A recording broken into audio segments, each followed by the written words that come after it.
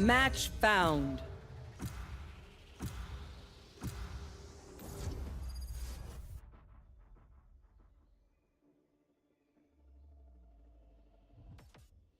Hello. Hello.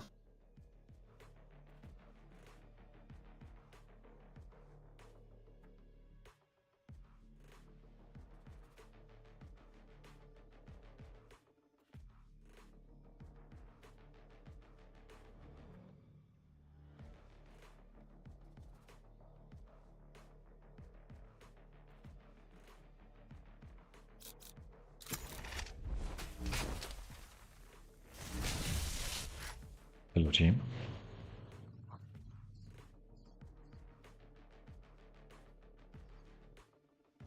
Hola, hola.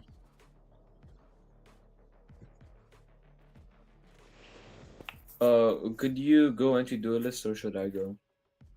Go duelist, go duelist.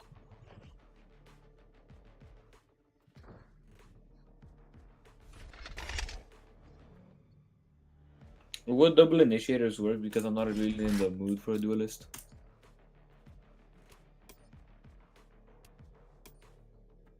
I am a main bridge, don't worry about that. Just go duelist. Go, go, Okay, go. okay. I'm just gonna go duelist. Nice. Stand in my way. I dare you.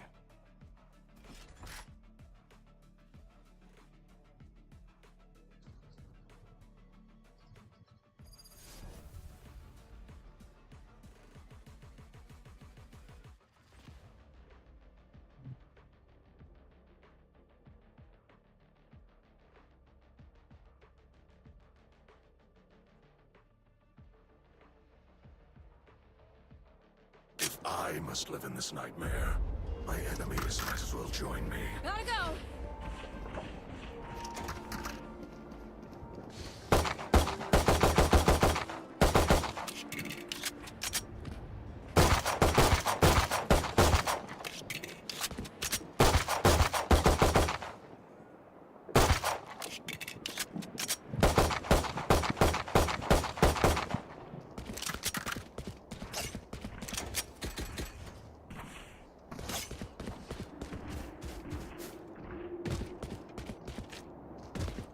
I will stun them on B, okay? And we push, guys. No, don't push. I will stun them. Go ahead. Hello, bro. Don't go. Why you push? I'm scared. I'm alone in A. I come. Calm down. If they have my wall,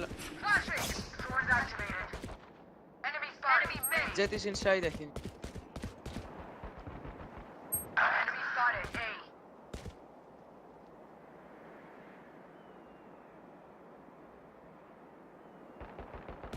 Jett heaven.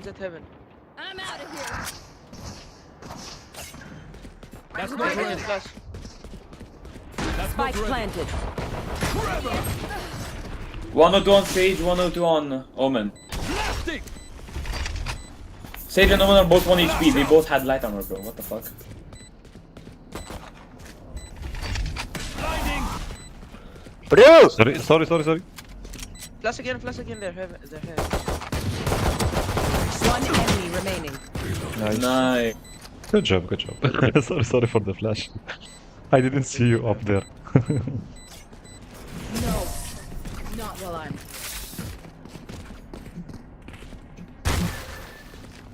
Again!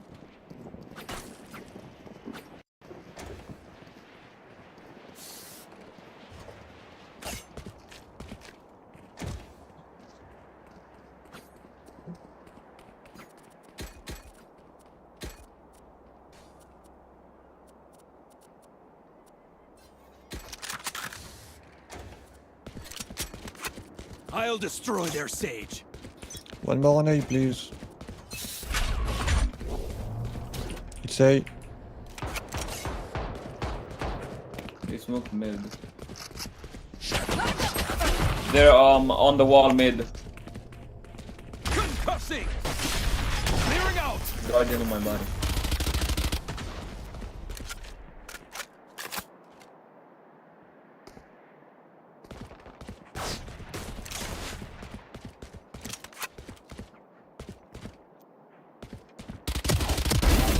Pretty peak.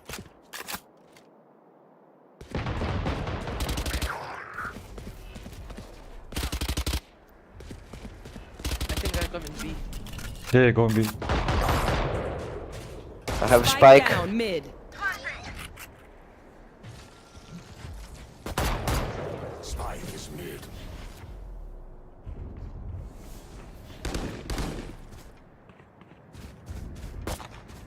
One enemy remaining. Trevor. Flash out. I freaking hate We bring in the Nice, fully nice, balanced- nice. nightmares. Right I there. hate nightmares. Bro, aren't nightmares like so bad, Not bro? over, you know.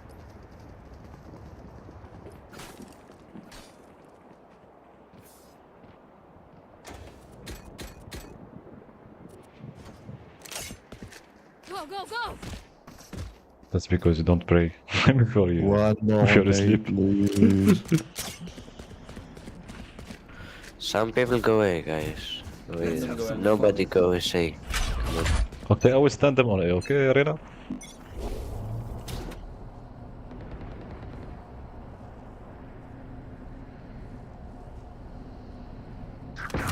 Maybe B, B, B. I'm out of here! Spike down B. One pitting mid. Enemy mid. Gotta go! Blinding. Watching here.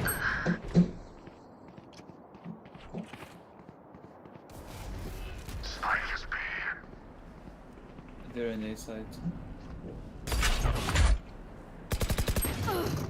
What Fuck. the fuck? Did you see that, Reyna?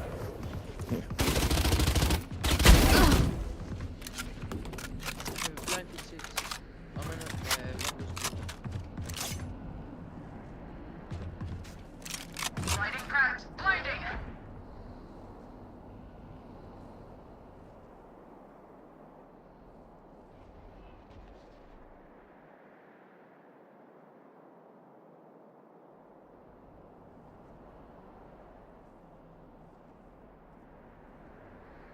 Thirty seconds left.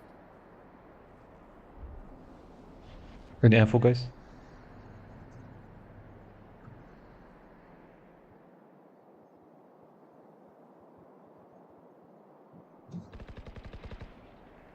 They're A, they're A. 10 seconds left. Concussing. Spike planted. Blasting. One enemy remaining. Is Jett?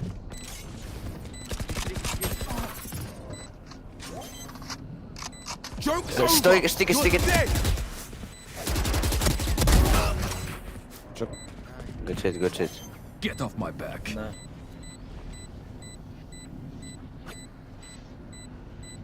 Changing plans. Gun here. I love it when our competition Need a embraces chaos theory I'm gonna go! and makes the same mistakes expecting different results.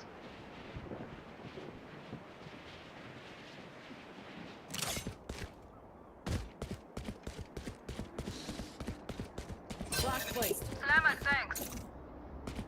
Salamat, thanks. Bridge, do you wanna pick? Yeah, yeah, I will Flash. Don't worry, I will flash. Yes, I will I will flash. flash, bro.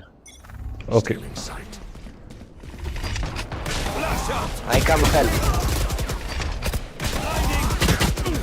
Oh, shit. What the fuck, Bridge? Sorry, sorry. Uh,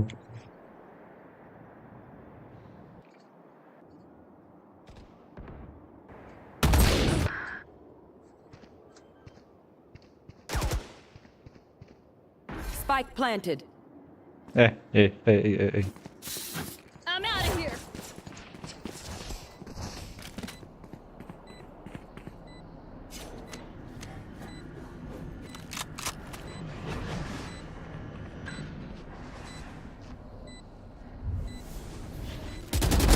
Taken out! Go, go, go! Shortcut! Take this!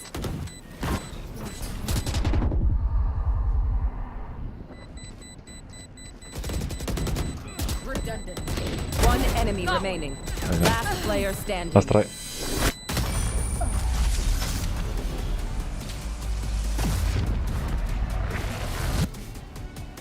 My burden never ends.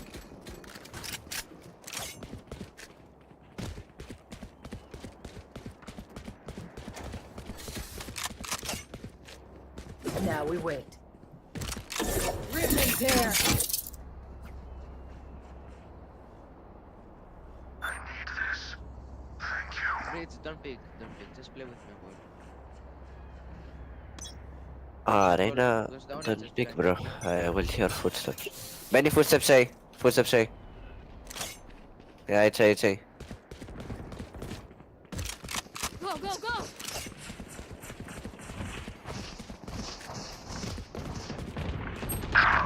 Oh, 3-3, 3-3, 3-3, 3 fighting. Tremor! Flash out! Yeah, they're ready. Fuck, I mean. Last player standing.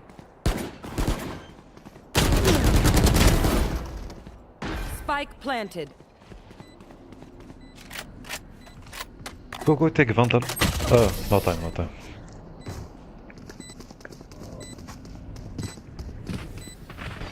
I demand what I'm owed. Reyna, do you mind giving me your Vandal, bro? Reyna, can I have your Vandal? They have fantastic guys. Oh, I want this. Also, me too, me too. Give me skin, please. Need a drop. Reyna. Breaks over. Yeah, run for his job. Blinding prepped.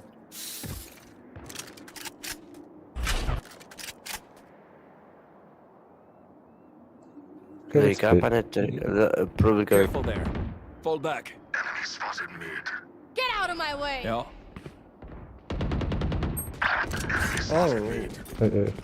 Oh, Many mid. Bro! Futile. Gun here. Do you want me to ult? They're coming A.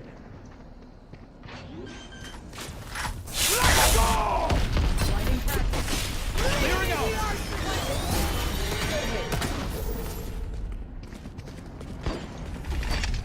Jett has. Last player Help. standing. The fuck?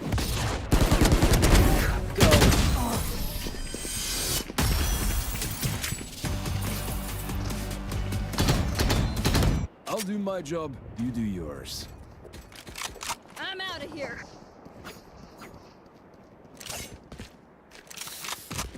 I need this.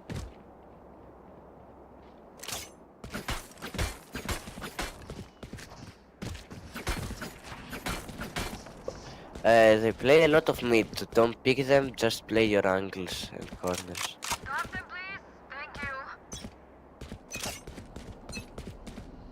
You want to play? Let's I'm play. gonna hide in hell. And I have my ult. Mid. Smoke mid. Joke's over! You're dead! Γιατί το ψάχνει! Flashing. Sword is activated. Flash out! Plastic! Last player standing.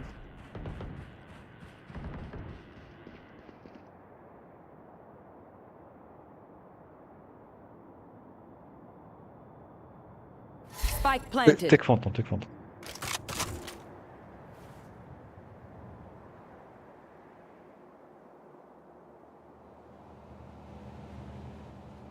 Do I save? Yeah, just save. Okay. Go, go, go!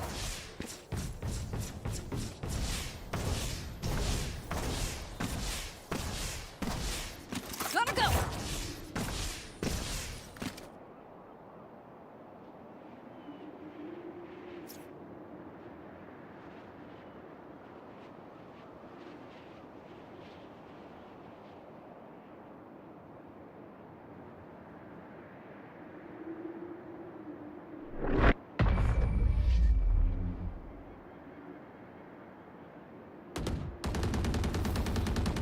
They think they're so secure.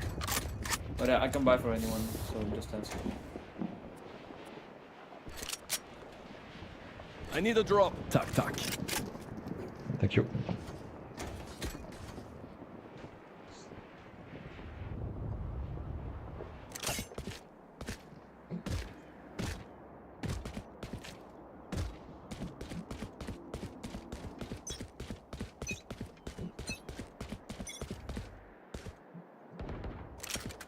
Why do all of you just go to the setup of Vice, bro? What the fuck are you doing?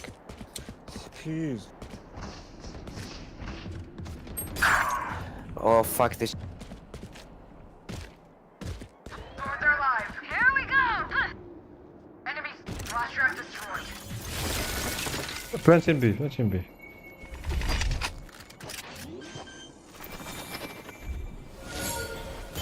Spike planted. Last player standing.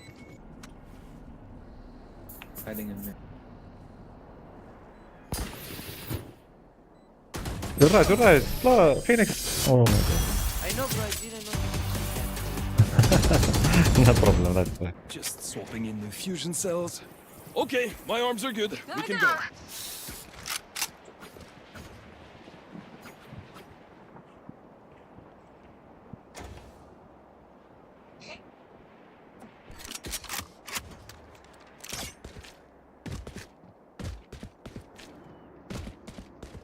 Black placed. Let's kill this competition.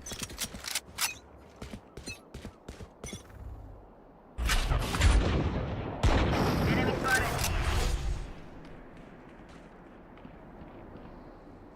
Enter in A. Jett is in A. Blinding. I'm just peek.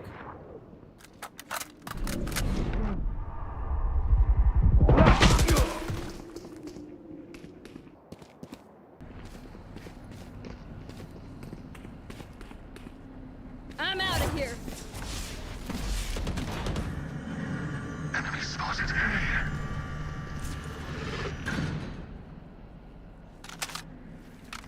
This must be. I'm out of here. Flashing. Live.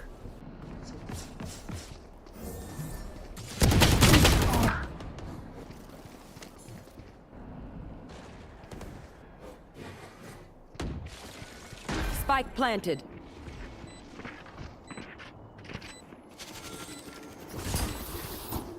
Last player standing.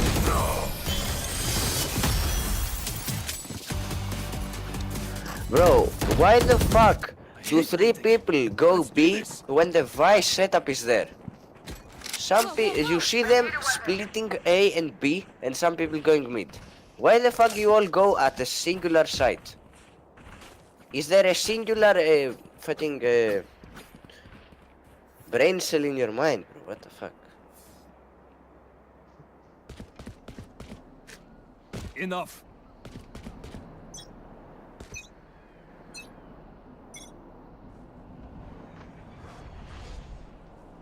Joke's over! You're dead! Doors activated.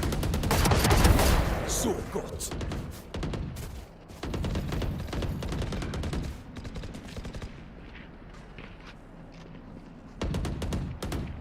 Enemy spotted. Doors activated. Spike down A.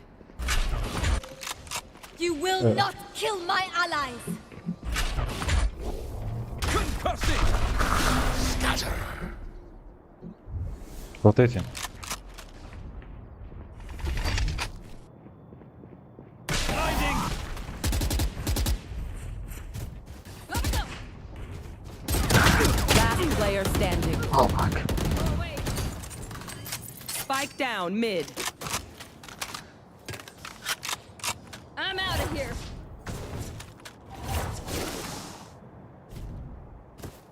I'm out of here.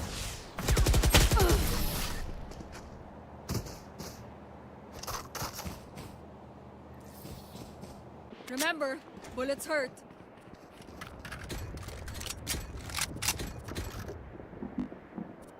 Go, go, go.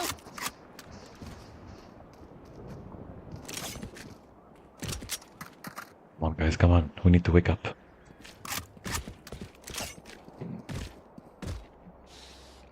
They play mid a lot. For you, hermanita. Don't play mid. I will stun them for you. Nice. I'm gonna go from A. Get out of my way!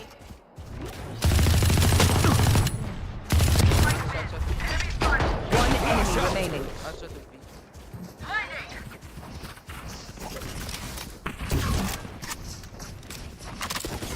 Flawless. That was clean. Keep it up. Last round before the switch. No point saving. Spend it all. I can buy. I need a drop. Tuck, tuck.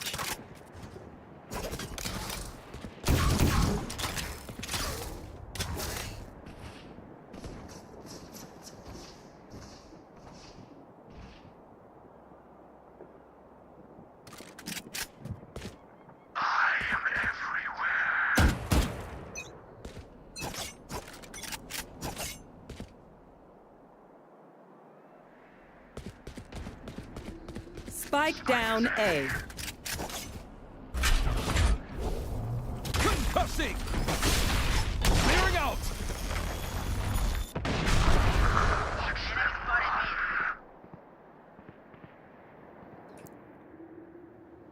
Operator mid. One is A main. My ultimate's ready. One enemy remaining. Blinding! Watch out! Go, go, go!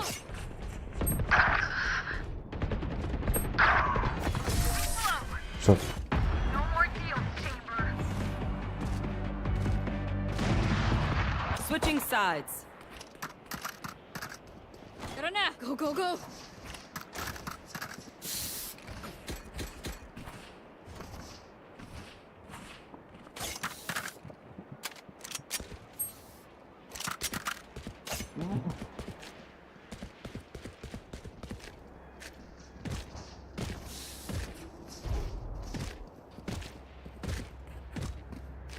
And be quiet because Sage is gonna wall off probably.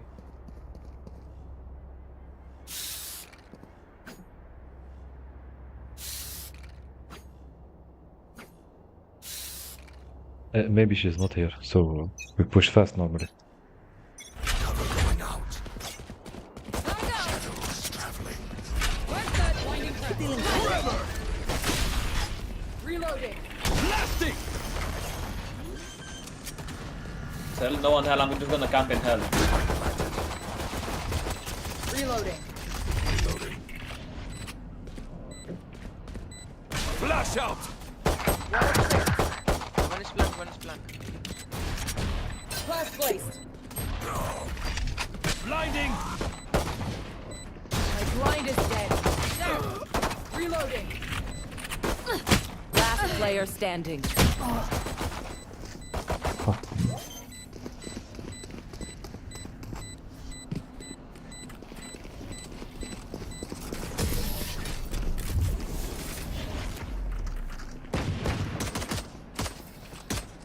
They don't have a single life worth saving. Gotta go! Bye guys, bye.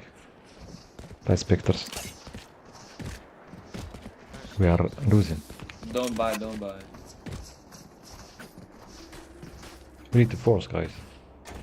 No. Right No then. need to force Let's go that. kill them. Okay. Wall set. I'm out of here! To here. Enemy B! Reloading.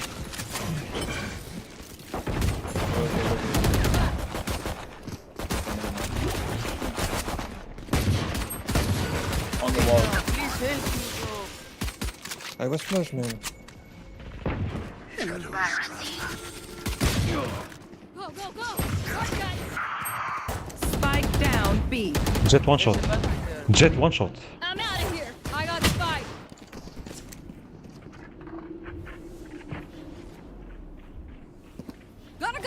let's rotate.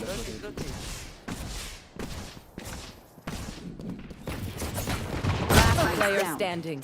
78 on Spike Jett. down mid.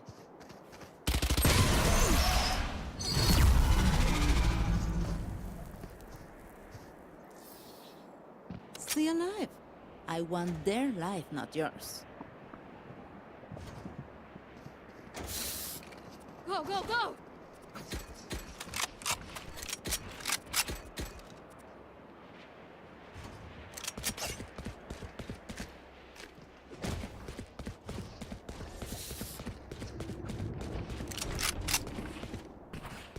Move.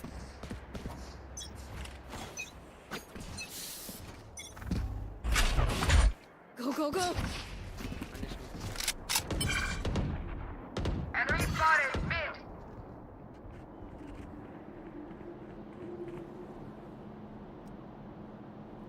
Flash placed.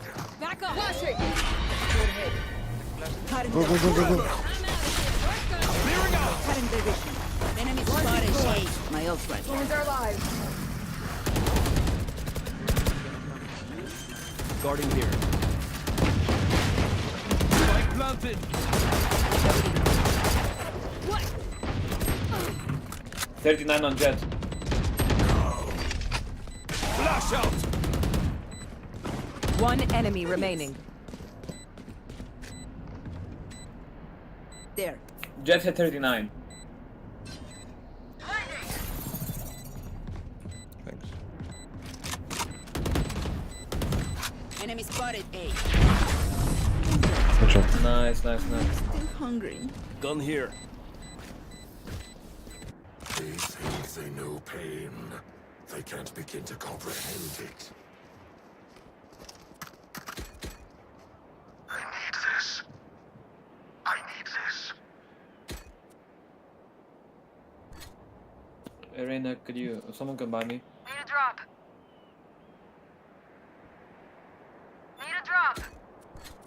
I Okay, will so buy buy you, me, but I will keep the low shield. Salamat, thanks. Thanks, and thanks from the Omen. No worry. One is dead. One is dead. On the sage wall, probably. Shadows traveling. Cover Wait, going wait, out. wait. Reloading. Probably on sage wall. Blasting. Don't pick, wait, nice. One is outer spawn. There's a wall, there's a wall. Reloading. The inside. Coming through. Gotta go.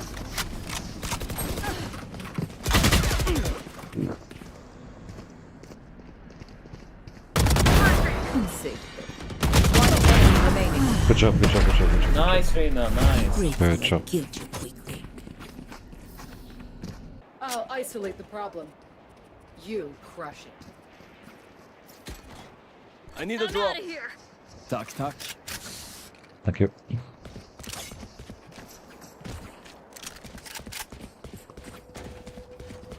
Now we wait.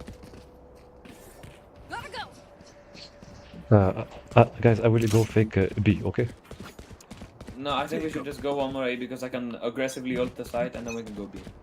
Okay. You want to play? Let's play. Don't pick me, don't pick me, Here. don't pick me. Enemy, go, go, go. Oh, no, he's here. Chamber A, go B. Enemy spotted me. I'm out of here.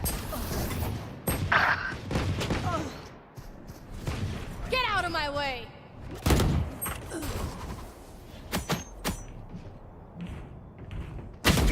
Last player standing.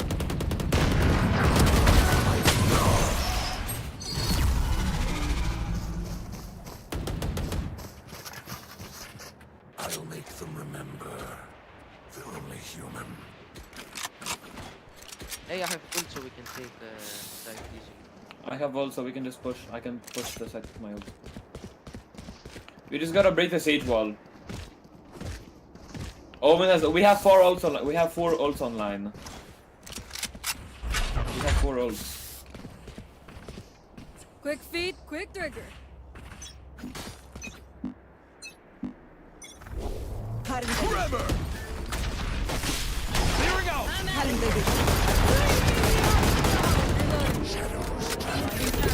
Reload. Launching forward. Here we go. Next. Zap. Reloading. Spike planted.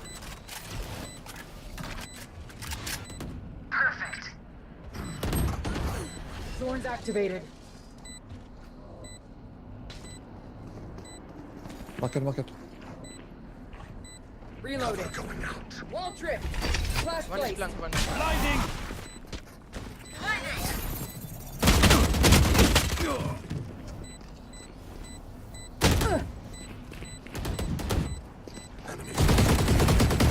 Let's push on it. One enemy Good remaining. job. Good job. Nice, good job. If you're not being shot at, you're doing Can I have your something vandals in Reyna? Need a drop. Thank you.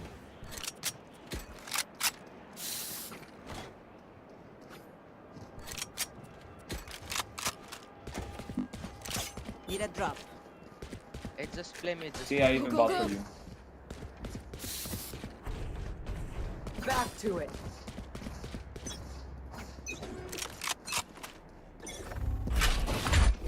Concussing. Oh my god.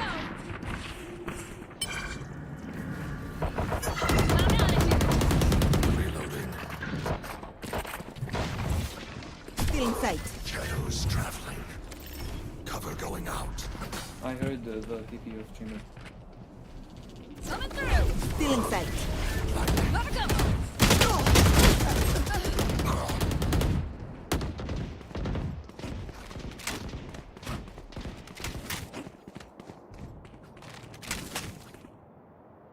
Last player standing.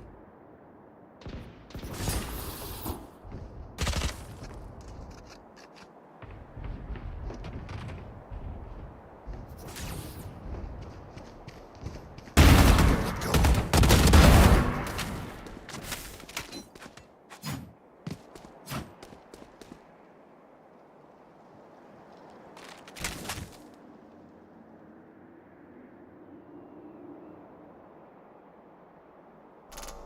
30 seconds left.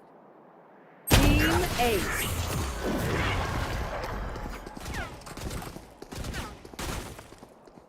Ability, dedication, time. That's all we need. I need this. I need this.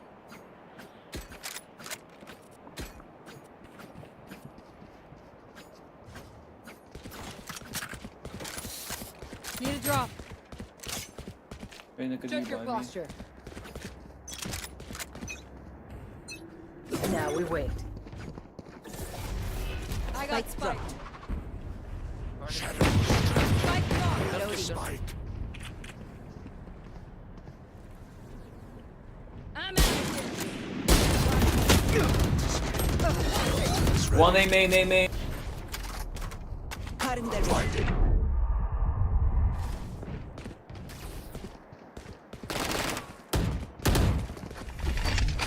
Flash out. Joke's over. You're dead.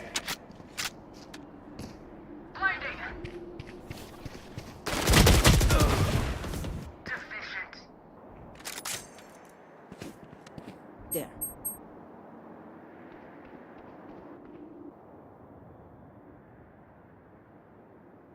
Go ahead.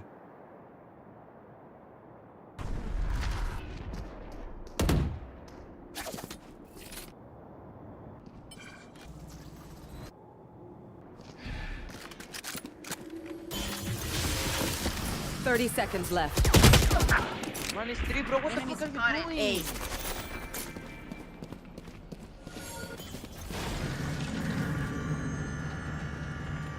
There. One enemy remaining.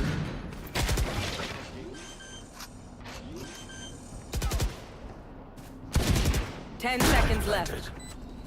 Reload fast. Shadows traveling. Last player standing.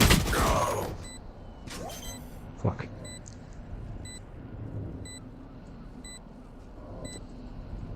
A.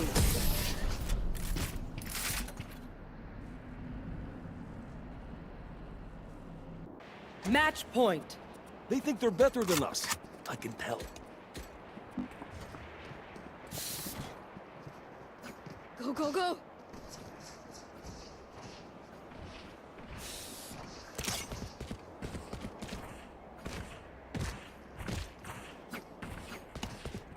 Now we wait. Let's go B, guys. No more theory.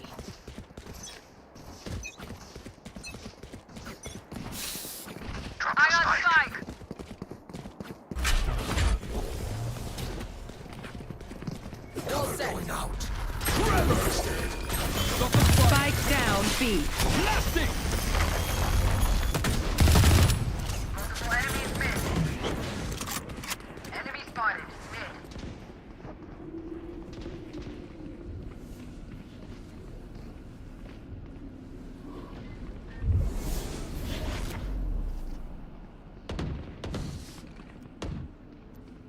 Blinding crack. You will not kill my allies. Reloading.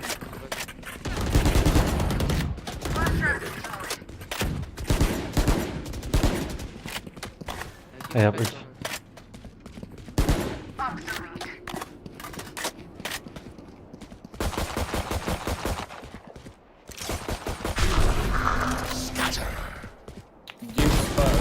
Give Spike to Omen. 30 seconds left. Spike drop. Spike. Blinding!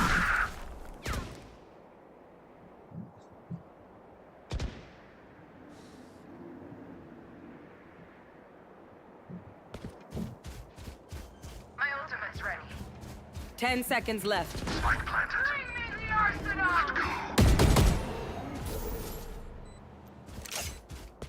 Flashing! Enemy spotted. One enemy remaining.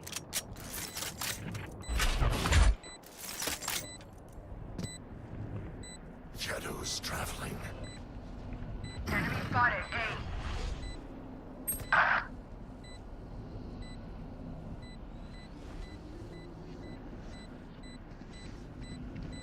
Omen is one.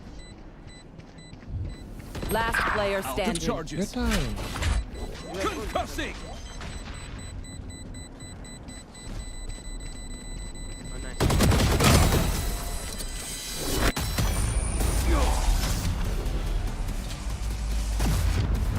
Listen up.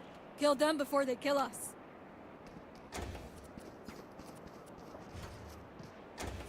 Gotta go.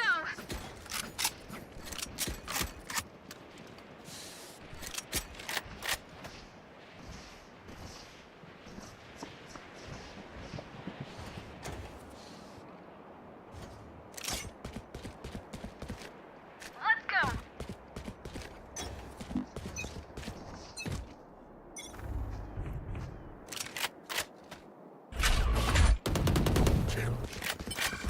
Go, go, go. Joke's over! You're dead! Forever! Cutting their vision. Clearing out! This way. Stealing sight.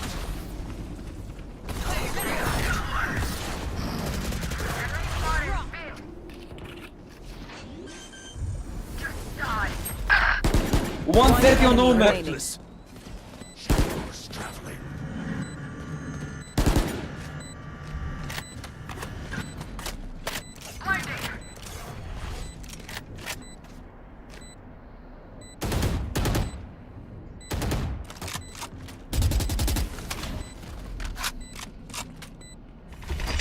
Cover going. Flash out! Reloading.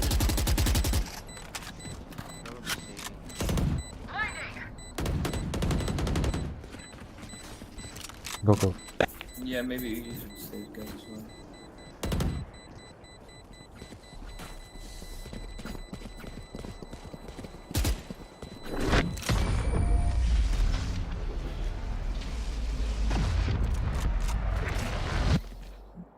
Look your enemy in the eye. It helps with accuracy. Can I have Vandal skin? Reyna? Need a drop. I'm out of here.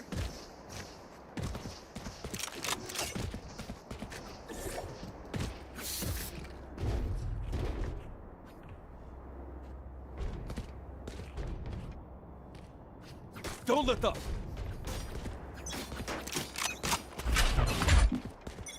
Still in sight. You want to play? Let's play. They smoke me off. Shadows traveling. Gotta go. Don't play alone, please. Come. He's hiding there, he's hiding there. Oh, Gekko. Cutting their vision. I will ult. Okay. Spike down A. Okay, come. We need to get this. Go B. This way. No, go. Got spike. Go.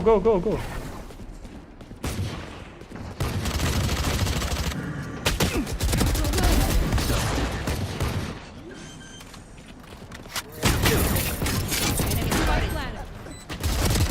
Nice try. One enemy Good job. remaining. He was 3. Reloading. Enemy A. Good job, guys.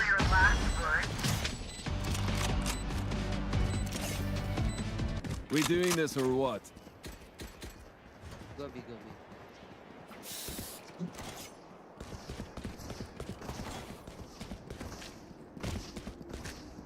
Now we wait.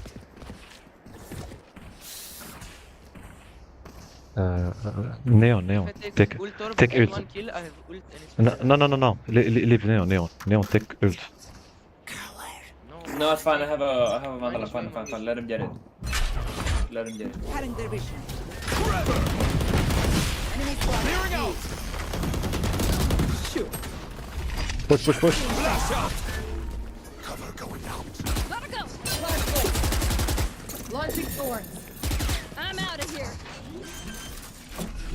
Reloading. Reloading. Spike planted. Don't push.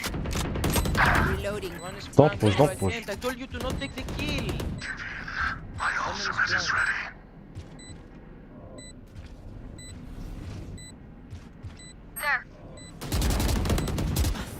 Pathetic. Both CT. One enemy remaining. Concussing. Reload. Good job.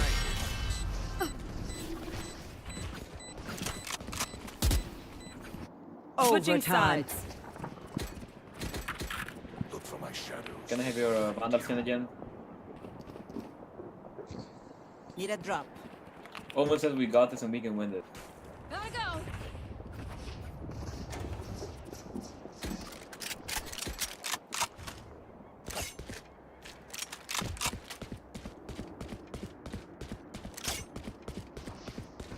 Okay, Reyna, I will stun, and if they come, they can be. I will stun them, and you push. Okay. You stun and then we peek together, Reyna. Yeah, I will insta stun directly. Okay. Ready.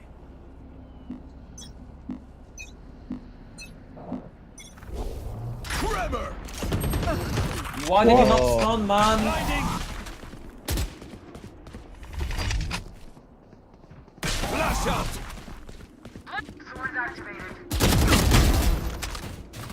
Spike down B. Blasting. I have. Yeah.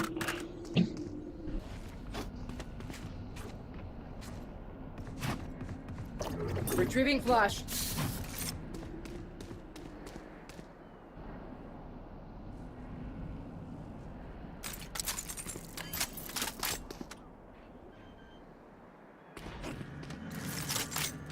Spike planted.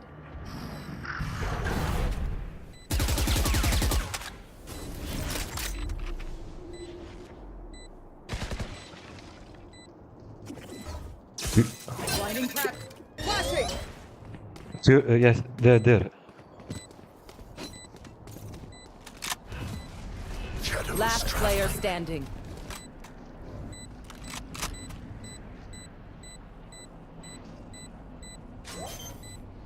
One enemy remaining. What's another death? No. That's fine.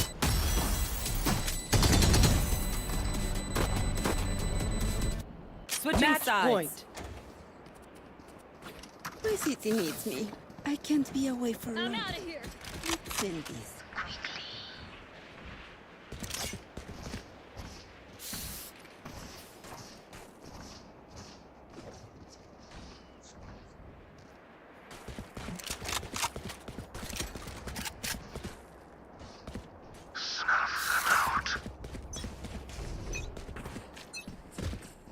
Stealing sight. Cover going out. Shadows. Concussing! Clearing out! Drop the spike. Got the spike! Okay, I'm going in. Reloading. I will rotate, okay? Oh, this. Oh, Enemy spotted. A. Reload. Blinding!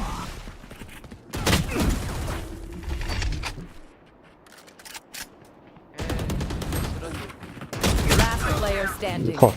Spike down A.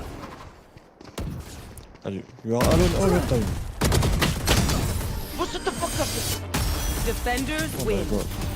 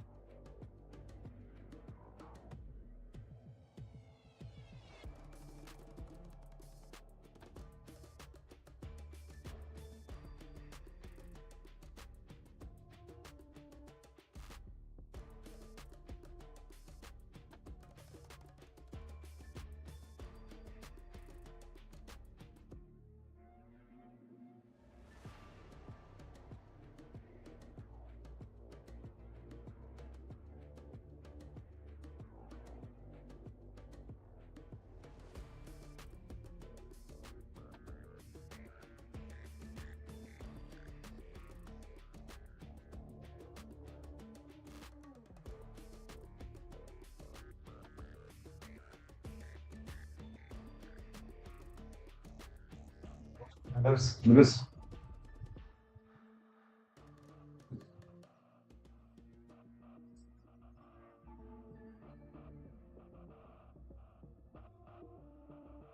This guerrilla force would stay in constant motion, allowing the enemy no breathing space and giving them a sense of chaos. The Nationalists epitomized the opposite school of fighting, conventional to the core. When Mao finally unleashed on them his new brand of warfare, they could not adapt. They held on to key positions, while the communists encircled them in the vast spaces of China. The Nationalists' control narrowed to the point of a few cities, and soon they crumbled completely in one of the most remarkably swift turnarounds in military history. Understand, it is not only what you do that must have flow, but also how you do things. It is your strategies, your methods of attacking problems, that must constantly be adapted to circumstances. Strategy is the essence of human action, the bridge between an idea and its realization in the world. Too often these strategies become frozen into conventions, as people mindlessly imitate what worked before. By keeping your strategies attuned to the moment, you can be an agent of change, the one who breaks up these dead ways of acting, gaining tremendous power in the process. Most people in life are rigid and predictable. That makes them easy targets. Your fluid, unpredictable strategies will drive them insane. They cannot foresee your next move or figure you out. That is often enough to make them give way or fall apart. Keys to fearlessness. Thus one's victories in battle cannot be repeated. They take their form in response to inexhaustibly changing circumstances. It can be likened to water, as water varies its flow according to the fall of the land. Sun Tzu. All of us have experienced at some point in our lives a feeling of momentum. Perhaps we do something that strikes a chord and we get recognized for it. This positive attention fills us with unusual confidence, which in turn attracts people to us. Now brimming with self-belief, we are able to pull off another good action. Even if it is not so perfect, people will now tend to overlook the rough patches. We have the aura of success about us. So many times in life, one good thing seems to follow another. This will go on until inevitably we disrupt the flow. Perhaps we overreach with an action that breaks the spell, or we keep repeating the same things and people grow tired of us and move on to someone else. Just as quickly, the opposite momentum can afflict us. Our own insecurities start to get in the way. The little imperfections that people overlooked before now seem glaring. We enter a run of bad fortune and feelings of depression render us more and more immobile. On either end of the spectrum we recognize the phenomenon, but we treat it as if it were something mystical, beyond conscious control and explanation. But it is not as mysterious as we might think. In the midst of any run of momentum, we generally feel more open. We allow ourselves to be carried along. The confidence we have when things are going well makes people get out of our way or join our side, giving our actions added force. Sometimes a feeling of urgency, we have to get something done, pushes us to act in a particularly energetic manner, and this starts a good run. This is often accompanied with a feeling that we have little to lose by trying something bold. Perhaps feeling somewhat desperate, we loosen up and experiment. What ties this all together is that something inside of us opens up and we allow a greater range of motion. Our style becomes freer and bolder, and we move with the current. On the other hand, when a run of momentum ends, it is usually from something we do, a kind of unconscious self-sabotage. We react against this loosening up out of some fear of where it could lead us. We become conservative and the flow of energy stops, slowly reversing itself into stasis and depression. In many ways, we are the ones in control of this phenomenon, but it does not operate on a conscious enough level. Understand, momentum in life comes from increased fluidity, a willingness to try more, to move in a less constricted fashion. On many levels, it remains something hard to put into words, but by understanding the process, becoming more conscious of the elements involved, you can place your mind in a readied position, better able to exploit any positive movement in your life. Call this calculated momentum. For this purpose, you must practice and master the following 4 types of flow. Mental flow. In the time of Leonardo da Vinci's youth, mid-15th century, knowledge had hardened into rigid compartments. In one slot, there was philosophy and scholasticism. In another, the arts, which were considered more like simple crafts. In yet another, science, which was not yet very empirical. On the margins stood all forms of dark knowledge, the arts of the occult. Da Vinci was the illegitimate son of a notary, and because of this murky social position, he was denied the usual formal education, all of which became a great blessing in disguise. His mind was freed from all the prejudices and rigid categories of thinking that prevailed at the time. He went to serve an apprenticeship in the studio of the great artist Verrocchio, and once he began to learn there the craft of drawing and painting, a process was set in motion that led to the forming of one of the most original minds in the history of mankind. Knowledge in one field simply opened up in Da Vinci an insatiable hunger to learn something else in a related field. The study of painting led to that of design in general, which led to an interest in architecture. From there he flowed to studying engineering, making war machines and strategy, observing animals and the mechanics of motion that could be applied to technology, studying birds and aerodynamics, the anatomy of animals and humans, the relationship between emotions and physiology, and on and on. This incredible stream of ideas even overflowed into areas of the occult. His mind would recognize no boundaries. He sought the connections between all natural phenomena. In this sense, he was ahead of his time and the first real Renaissance man. His discoveries in various fields had a momentum, the intensity of one leading to another. Many could not understand him and thought he was eccentric, even erratic. But great patrons such as King François I of France, and even Cesare Borgia, recognized his genius and sought to exploit it. Today we have regressed to a point that resembles the pre-Renaissance. Knowledge has once again hardened into rigid categories, with intellectuals shut off in various ghettos. Intelligent people are considered serious by virtue of how deeply they immerse themselves in one field of study, their viewpoint becoming more and more myopic. Someone who crosses these rigid demarcations is inevitably considered a dilettante. After college, we are all encouraged to specialize, to learn one thing well and stick to it. We end up strangling ourselves in the narrowness of our interests. With all of these restrictions, knowledge has no flow to it. Life does not have these categories. They are mere conventions that we mindlessly abide by. Da Vinci remains the icon and the inspiration for a new form of knowledge. In this form, what matters are the connections between things, not what separates them. The mind has a particular momentum itself. When it heats up and discovers something new, it tends to find other items to study and illuminate. All of the greatest innovations in history come from an openness to discovery, one idea leading to another, sometimes coming from unrelated fields. You must develop this spirit and the same insatiable hunger for knowledge. This comes from widening your fields of study and observation, letting yourself be carried along by what you discover.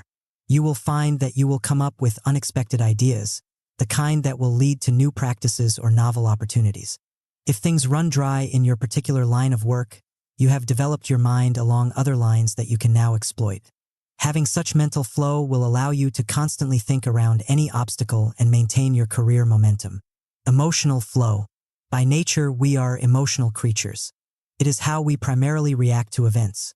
Only afterwards are we able to see that such emotional responses can be destructive and need to be reined in. You cannot repress this part of human nature, nor should you ever try. It is like a flood that will overwhelm you all the more for your attempts to dam it up. What you want is for these endless emotions that assail you during the day to wash over you, to never hold on to one single emotion for very long. You are able to let go of any kind of obsessive feeling.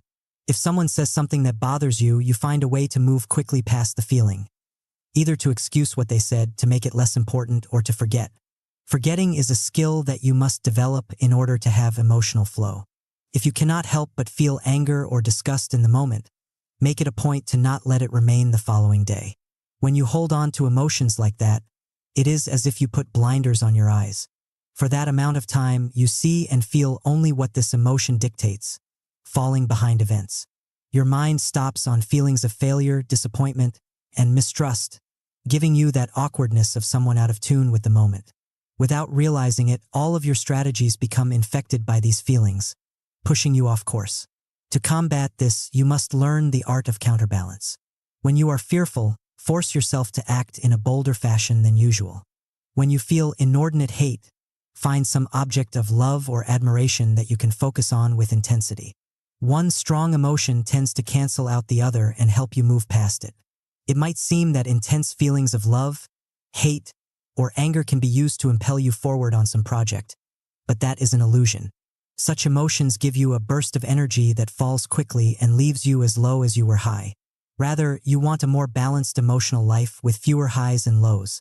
This not only helps you keep moving and overcoming petty obstacles, but it also affects people's perceptions of you. They come to see you as someone who has grace under pressure, a steady hand, and they will turn to you as a leader. Maintaining such steadiness will keep that positive flow in motion. Social flow. Working with people on any level can be a disorderly affair. They bring their differences and own energy to the project, as well as their own agendas. The natural tendency for a leader is to try to tamp down these differences and get everyone on the same page. This seems like the strong thing to do, but in fact it stems from that infantile fear of the unpredictable. And in the end it becomes counterproductive, as those who work for you bring less and less energy to the task. After an initial burst of enthusiasm in your venture, the discontent of those working for you can quickly stifle any momentum you had developed. Early in his career, the great Swedish director Ingmar Bergman used this more tyrannical approach in dealing with his actors, but he began to be dissatisfied with its results and so decided to experiment with something different. He would sketch out the script for a film, leaving the dialogue mostly open. He would then invite his actors to bring their own energy and experiences into the mix, shaping the dialogue to fit their emotional responses. This would make the screenplay come alive from within, and sometimes it would require rewriting parts of the plot. In working with the actors on this level, Bergman would enter their spirit, mirroring their energy as a way to get them to relax and open up. He allowed for this more and more as his career evolved, and the results were astonishing. The actors came to love this, feeling more involved and engaged. They wanted to work with him, and their enthusiasm carried over into their performances, each one better than the last. His films had the feel of something much more lifelike and engaging than those structured around some rigid script. His work became increasingly popular as he went further with this collaborative process. This should be your model in any venture that involves groups of people. You provide the framework, based on your knowledge and expertise, but you allow room for this project to be shaped by those involved in it. They are motivated and creative, helping to give the project more flow and force. You are not going too far in this process. You set the overall direction and tone. You are simply letting go of that fearful need to make people do exactly as you desire.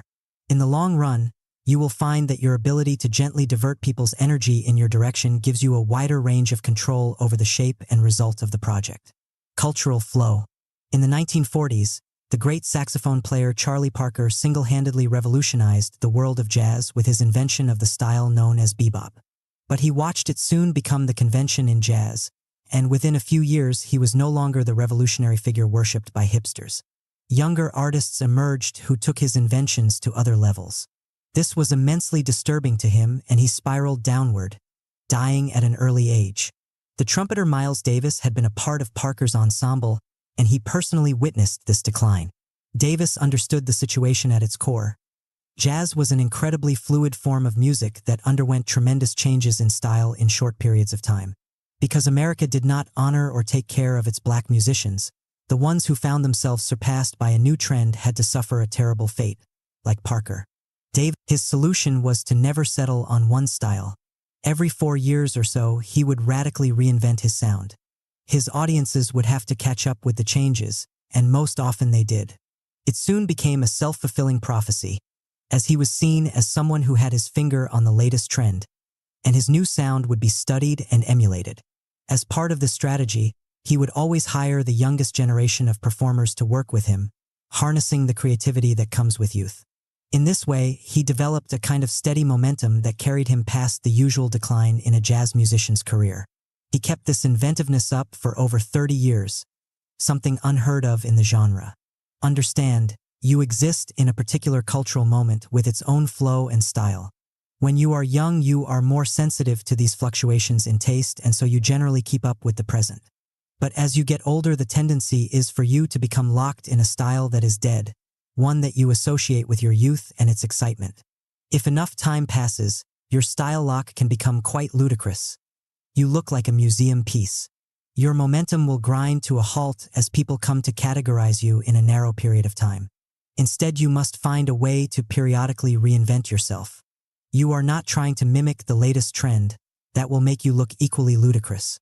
You are simply rediscovering that youthful attentiveness to what is happening around you and incorporating what you like into a newer spirit.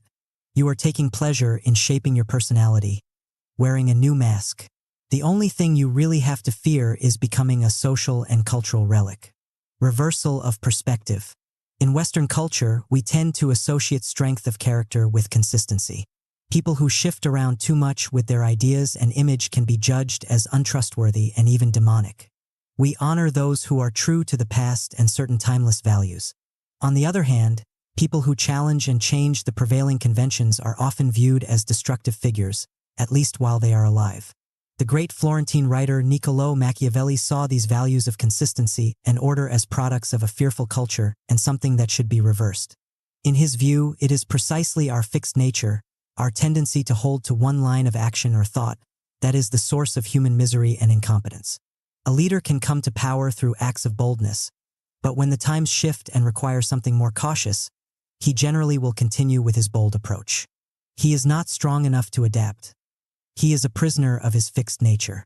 What raised him above others then becomes the source of his downfall. True figures of power, as Machiavelli saw it, would be people who could shape their own character, call up the qualities that were necessary for the moment, and know how to bend to circumstance. Those who remain true to some idea or value without self-examination often prove to be the worst tyrants in life. They make others conform to dead concepts. They are negative forces, holding back the change that is necessary for any culture to evolve and prosper. This is how you must operate. You actively work to overcome this fixed nature, deliberately trying a different approach and style than your usual one, to get a sense of a different possibility. You come to view periods of stability and order with mistrust. Something isn't moving in your life and in your mind. On the other hand, moments of change and apparent chaos are what you thrive on. They make your mind and spirit jump to life. If you reach such a point, you have tremendous power. You have nothing to fear from moments of transition. You welcome, even create them. Whenever you feel rooted and established in place, that is when you should be truly afraid. People wish to be settled. Only as far as they are unsettled is there any hope for them. Ralph Waldo Emerson. Chapter 5. Know when to be bad. Aggression. You will always find yourself among the aggressive and the passive-aggressive who seek to harm you in some way. You must get over any general fears you have of confronting people, or you will find it extremely difficult to assert yourself in the face of those who are more cunning and ruthless. Before it is too late, you must master the art of knowing when and how to be bad, using deception, manipulation, and outright force at the appropriate moments. Everyone operates with a flexible morality when it comes to their self-interest. You are simply making this more conscious and effective. The hustler's setup. Teehee hustler's every waking hour is lived with both the practical and the subconscious knowledge that if he ever relaxes, if he ever slows down, the other hungry, restless foxes, ferrets, wolves, and vultures out there with him won't hesitate to make him their prey. Malcolm X. In the summer of 1994, Curtis Jackson returned to Southside Queens after having served some time in a rehabilitation program for drug offenders. And to his surprise, in the year he had been away, the hustling game had dramatically changed. The streets were now more crowded than ever, with dealers trying to make some money in the crack cocaine trade. Having grown weary over the heated rivalries and violence of the past 8 years, the hustlers had settled into a system where each would have his own corner or two. The drug fiends would come to them for quick transactions. It was easy and predictable for everyone. No need to fight or push people out of the way or even move around. When Curtis spread the word that he was looking to get his old crew together and start back where he had left off before rehab, he was met with suspicion and outright hostility. He could ruin the nice system they had in place with his ambitious hustling schemes. He had the feeling they would kill him before he could do anything, just to preserve this new order. The future suddenly seemed depressing and grim. He had decided months before to find a way out of the drug-dealing racket, but his plans depended on his ability to make some good money and save it so he could segue into a music career. Fitting into this one-corner system would mean he could never earn enough. A few years would go by and he would find it harder and harder to get out. But if he made a play to grab more turf and make some quick money, he would find few allies and many enemies among his fellow hustlers. It was not in their interest that he be allowed to expand his business. The more Curtis pondered the situation, the angrier he became. It seemed to him that everywhere he turned, people were trying to get in his way, restrain his ambitions, or tell him what to do. They pretended they were trying to keep order, when in fact it was just about getting power for themselves and holding on to it. In his experience, whenever he wanted something in life, he couldn't afford to be nice and submissive. He had to get active and forceful. It would be natural for him to feel a little skittish, coming fresh out of jail and trying to get his old life back together. But what he really had to be afraid of was being stuck and settling for the corner hustler's life. Now was exactly the time to get aggressive, to be bad, and to disrupt the system that was designed only to keep people like him down. He thought back to the great hustlers he had known in the neighborhood. One of their most successful strategies was the setup, a variation on the old con game of bait and switch. You distract people with something dramatic and emotional, and while they are not paying attention to you, you grab what you want. He had seen it executed dozens of times, and as he thought about it, he realized he had the material for the perfect distraction.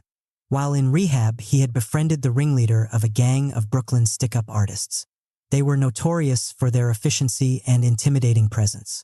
For the setup, Curtis would lay low for a few weeks, working a corner like everyone else and appearing to go along with the new system. He would then hire these stick-up artists on the sly to rob all of the neighborhood hustlers, including Curtis himself, of their jewelry, money, and drugs. They would make several sweeps of the area over the course of a few weeks. As part of the deal, they would keep the money and jewelry from the robberies. Curtis would get the drugs. Nobody would suspect his involvement. In the weeks to come, he watched with amusement as the sudden appearance of the stick-up artists in his neighborhood caused panic among the hustlers, some of whom were his friends. He pretended to share their distress. These Brooklyn gangstas were not to be messed with. Almost overnight, the dealers' whole way of life was disrupted. They were forced now to carry guns for protection, but this created a new set of problems. The police were everywhere, making random checks, and to be caught loitering with a gun would mean solid prison time. The hustlers could no longer simply stand on the street corner and wait for the drug fiends to come to them. They had to keep in constant motion to avoid the police. For some, getting called on their beepers was the only way to arrange a deal. Everything became more complicated and business slowed down. The old model, tight and static, had been exploded, and now Curtis moved into the breach with some new colored capsules he packaged and sold to the fiends. Sometimes he included in the sales some free capsules, which happened. to be the drugs he had accumulated from the robberies. The fiends began to flock to him, while the other hustlers were too upset to notice the trick that had been played. By the time they had figured it out, it was too late. Curtis had expanded his business and he was well on his way to buying his freedom. Several years later, Curtis, now known as 50 Cent, had carved out a path towards a career as a rapper. He had a deal with Columbia Records and the future looked reasonably bright. But 50 was not one to be duped by the usual dreams. He quickly saw that there was only so much room for the top performers who could bank on a solid career in this business. He, along with everyone else, was fighting for crumbs of attention. The artists might get temporary success with a hit here or there, but it wouldn't last, and they had no power to alter the dynamic. What was worse, 50 had made some enemies in the business. He was an ambitious hustler with talent. There were people who mistrusted and feared him. They worked behind the scenes to make sure he would not get far in the industry. As 50 had learned, talent and good intentions are never enough in this world. You need to be fearless and strategic. When you face people's indifference or outright hostility, you have to get aggressive and push them out of your way by any means necessary, and not worry about some people disliking you. In this case, he looked for any opportunity to make such a bold move, and one evening a chance encounter provided this for him. At a club in Manhattan, 50 was talking with a friend from the neighborhood when he saw the rapper Ja Rule staring in his direction.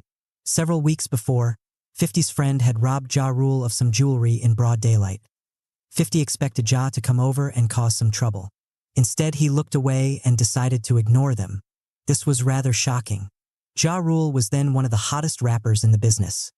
He had built his reputation on being a gangsta from Southside Queens, his lyrics reflecting his tough guy image. He and his record label, Murder Incorporated, had allied themselves with Kenneth Supreme McGriff, former head of the Supreme Team, a gang that had dominated the New York drug business in the 1980s with its ruthless tactics. Supreme gave them street credibility, and Murder Incorporated gave Supreme an entree into the music business, something legitimate to distance himself from his dark past. No real hustler or gangsta would ever ignore the man who had robbed him so brazenly. What this meant to 50 was that Ja was fake, his lyrics and image all a show to make money. He was arrogant yet insecure. As he contemplated this, the idea for a masterful setup took shape in his mind, one that would draw attention and help catapult him past all of those who stood in his way. In the weeks to come, 50 began releasing diss tracks that took aim at Ja Rule, painting him as a studio gangsta who rapped about things that he had never experienced. Ja must have been annoyed, but he did not respond to 50's taunts. He was clearly too big to concern himself with small fry. 50's next move, however, could not be ignored. He released a song that detailed the activities of the most notorious gang leaders, including Supreme, in Southside Queens in the 1980s. As the song became popular on the streets, it brought Supreme the kind of attention he was trying to avoid, now that he was going legitimate. This made him angry and suspicious. What might 50 do next? He pressured Ja Rule to go after and destroy this upstart before he went too far. Ja was now forced into going after him. He tried whatever he could to shut 50 up. He spread nasty rumors about 50's past and attempted to block any record deals he might have. At one point, finding 50 in the same recording studio he was at, Ja and his cohort started a brawl. Ja wanted to intimidate 50 with his muscle and reputation, but this only made 50 increase the pace of diss tracks that he released. He wanted to push all of Ja's buttons, make him angry and insecure, burning for revenge. He'd stay cool and strategic while Ja would lose control. To this purpose, he called Ja a wanksta, a wannabe gangsta. He parroted his singing style, his lyrics, everything about his supposed tough guy image. The songs were hard-driving, biting, and humorous. Slowly but surely, Ja became more and more furious as these songs made it to the radio and journalists peppered him with questions about 50. He had to prove his toughness, that he was no wanksta, so he released his own diss tracks. These songs were not witty, however, only violent and vicious. Without realizing it, he had become defensive and not very entertaining.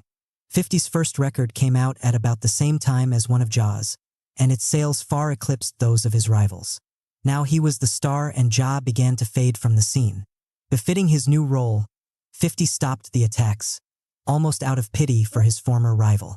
Ja had served his purpose, and it was better to leave him to oblivion. The fearless approach. The way I learned it.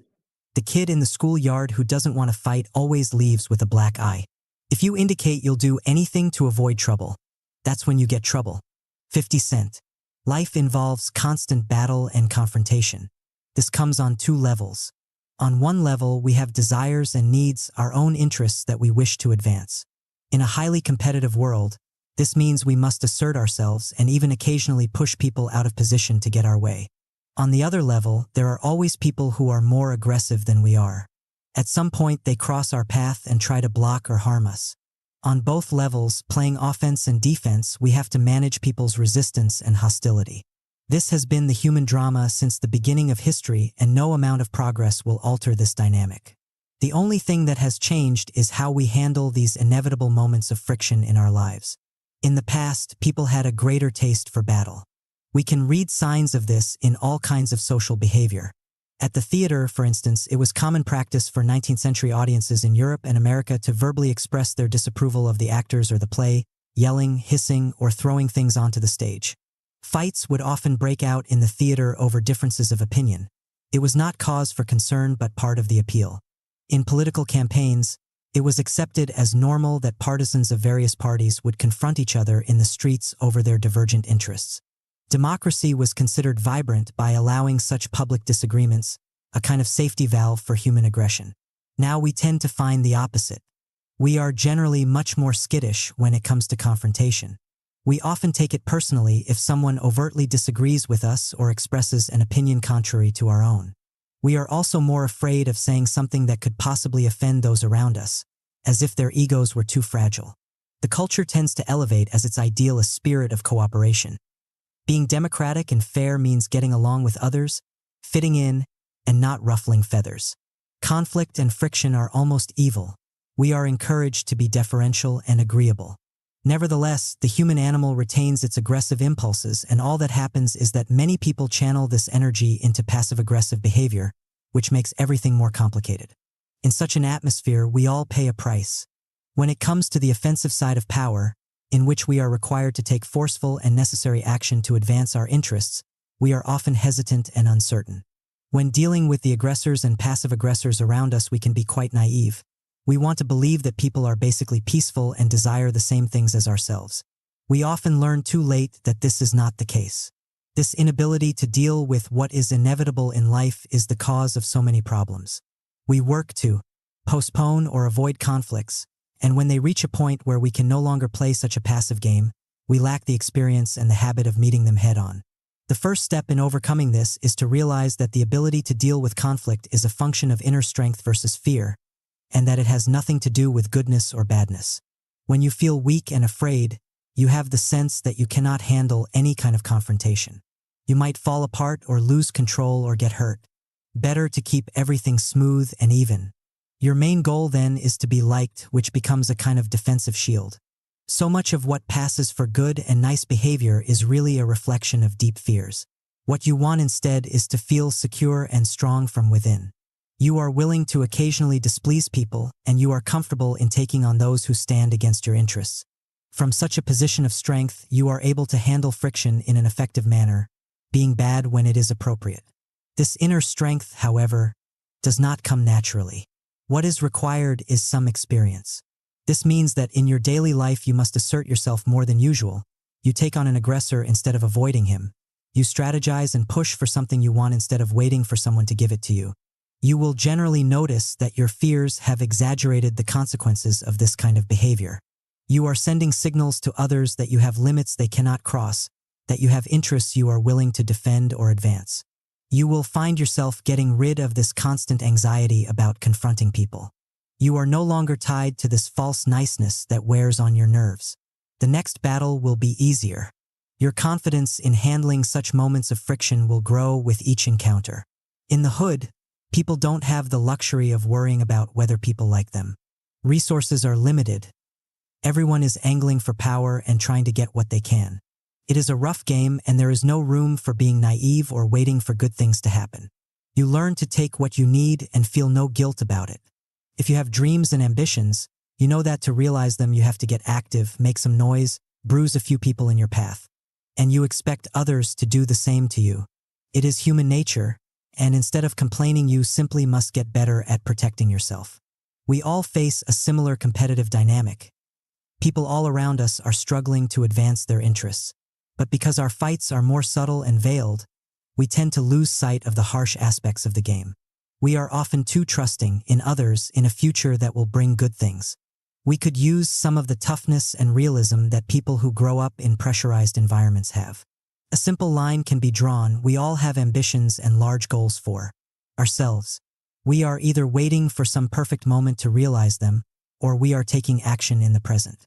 This action requires some aggressive energy channeled in a smart manner and the willingness to displease a person or two who gets in our way. If we are waiting and settling for what we have, it is not because we are good and nice, but because we are fearful. We need to get rid of the fear and guilt we might have for asserting ourselves. It serves no purpose except to keep us down. The fearless types in history have often had to face a lot of hostility in their lives, and in doing so they invariably discover the critical role that one's attitude plays in thwarting people's aggression. Look at Richard Wright, the first best-selling African-American writer in U.S. history. His father abandoned his mother shortly after Wright's birth in 1908, and Wright knew only poverty and starvation as a child. His uncle, with whom they lived, was lynched by a white mob, and his family, Wright and his mother and brother, was forced to flee from Arkansas and wander across the South. When his mother fell ill and became an invalid, he was shunted from family to family, even spending time in an orphanage. The family members who took him in, themselves poor and frustrated, beat him incessantly. His classmates at school, sensing he was different, he liked to read books and was shy, taunted and ostracized him. At work, his white employers subjected him to endless indignities, such as beatings and dismissals from the job for no apparent reason. These experiences created in him intricate layers of fear. But as he read more books about the wider world and thought more deeply, a different spirit rose inside of him, a need to rebel and not accept the status quo. When an uncle threatened to beat him over a triviality, he decided he had had enough. Although just a child, he clutched 2 razor blades in his hands and told the uncle he was prepared to go down fighting. He was never bothered by that uncle again. Seeing the power he had with such an attitude, he now made it something more calculated and under control. When conditions at work became impossible, he would leave the job, a sign of impertinence to the white employers, who spread word of this around town. He didn't care if people thought he was different, he was proud of it. Feeling like he was going to be trapped in Jackson, Mississippi, for the rest of his life and yearning to escape to the north, he became a criminal for the first and last time in his life, stealing enough to pay his way out of town. He felt more than justified in doing this. This spirit permeated his life to the very end. As a successful writer now living in Chicago, he felt that his novels were being misread by the white public. They invariably found a way to soften his message about racial prejudices, to see what they wanted to see in his work. He realized he had been holding back, tailoring his words to appeal to them. He had to rise again above this fear of pleasing others and write a book that could not be misread, that would be as bleak as the life he had known. This became Native Son, his most famous and successful novel. What Wright had discovered was simple. When you submit in spirit to aggressors or to an unjust and impossible situation, you do not buy yourself any real peace. You encourage people to go further, to take more from you, to use you for their own purposes. They sense your lack of self-respect and they feel justified in mistreating you. When you are humble, you reap the wages of humility. You must develop the opposite, a fighting stance that comes from deep within and cannot be shaken. You force some respect. This is how it is in life for everyone. People will take from you what they can. If they sense that you are the type of person who accepts and submits, they will push and push until they have established an exploitative relationship with you. Some will do this overtly. Others are more slippery and passive-aggressive. You must demonstrate to them that there are lines that cannot be crossed. They will pay a price for trying to push you around. This comes from your attitude, fearless and always prepared to fight. It radiates outward and can be read in your manner without you having to speak a word. By a paradoxical law of human nature, trying to please people less will make them more likely in the long run to respect and treat you better. Keys to fearlessness. Or how we live is so far removed from how we ought to live, that he who abandons what is done for what ought to be done will rather learn to bring about his own ruin than his preservation. A man who wishes to make a profession of goodness in everything must necessarily come to grief among so many who are not good. Therefore, it is necessary for a prince, who wishes to maintain himself, to learn how not to be good, and to use this knowledge and not use it, according to the necessity of the case. Niccolò Machiavelli. When it comes to morality, almost all of us experience a split in our consciousness. On one hand, we understand the need to follow certain basic codes of behavior that have been in place for centuries. We try our best to live by them. On the other hand, we also sense that the world has become infinitely more competitive than anything our parents or grandparents have known. To get ahead in this world, we must be willing to occasionally bend that moral code, to play with appearances, to hedge the truth and make ourselves look better, to manipulate a person or two to secure our position. The culture at large reflects this division. It emphasizes values of cooperation and decency, while titillating us constantly in the media with endless stories of those who have risen to the top by being bad and ruthless. We are both drawn to and repulsed by these stories. This split creates an ambivalence and awkwardness in our actions. We are not very good at being either good or bad. When we do the manipulative acts that are necessary, it is with half a heart and some guilt. We are not sure how to operate in this way, when to play the more aggressive role or how far to go. The great 16th century Florentine writer Niccolò Machiavelli noticed a similar phenomenon in his day, on a different level. Italy had splintered into several city-states that were constantly intriguing for power. It was a dangerous, complicated environment for a leader. In facing a rival state, a prince had to be extremely careful. He knew that these rivals would do anything to advance their interests, including cutting deals with others to isolate or destroy him. He had to be ready to attempt any kind of maneuver to protect his state. At the same time, he was imbued with Christian values. He had to juggle two codes of behavior, one for private life and another for the game of power. This made for awkwardness. Nobody really defined the moral parameters for how to defend and advance his state. If he became too aggressive, he would look bad on the world stage and suffer for it. If he was too good and gentle, his state could be overrun by a rival, bringing misery for his citizenry. For Machiavelli, the problem wasn't a leader adjusting his morality to the circumstance. Everyone does that. It was that he did not do it well. Too often he would be aggressive when he needed to be cunning, or vice versa. He would not recognize in time the once friendly state that was now plotting against him, and his response would be too desperate. When a venture succeeds, people tend to overlook some of the nasty tactics you were forced to use. When a venture fails, those same tactics become scrutinized and condemned. A prince or leader must first and foremost be effective in his actions, and to do so he must master the art of knowing when and how to be bad. This requires some fearlessness and flexibility. When the situation calls for it, he must be the lion, aggressive and direct in protecting his state, or grabbing something to secure its interests. At other times, he has to be the fox, getting his way through crafty maneuvers that disguise his aggression. And often he must play the lamb, the meek, deferential, and good creature exalted in culture. He is bad in the right way, calibrated to the situation, and careful to make his actions look justified to the public, reserving his nastier tactics for behind the scenes. If he masters the art of being bad, he uses it sparingly, and he creates more peace and power for his citizens than the awkward prince who tries to be too good. This should be the model for us as well. We are all now princes competing with thousands of rival states. We have our aggressive impulses, our desires for power. These impulses are dangerous. If we act upon them unconsciously or awkwardly, we can create endless problems for ourselves. We must learn to recognize the situations that require assertive, yet controlled, actions, and which mode of attack, fox or lion, is suitable. The following are the most common foes and scenarios that you will encounter in which some form of badness is required to defend or advance yourself. Aggressors. By 1935, there were some on the left in the United States who had grown discontented with President Franklin Delano Roosevelt's reforms, known as the New Deal.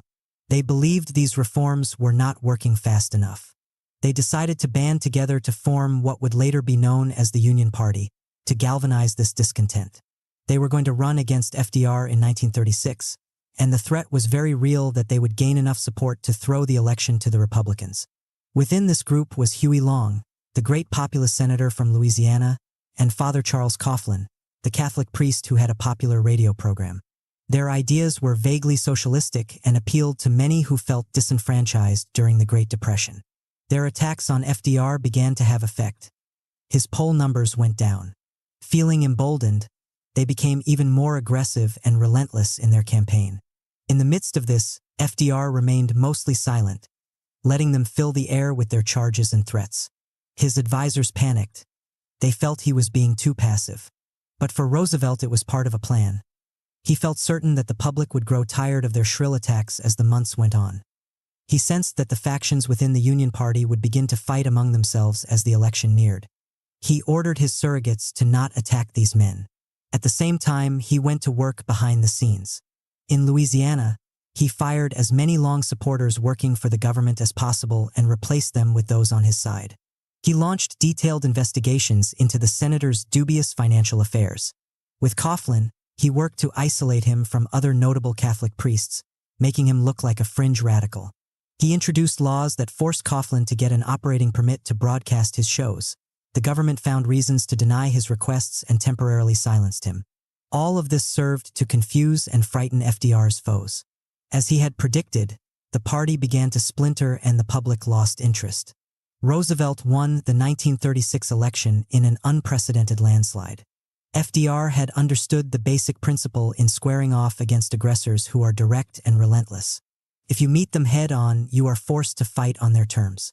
Unless you happen to be an aggressive type, you are generally at a disadvantage against those who have simple ideas and fierce energy.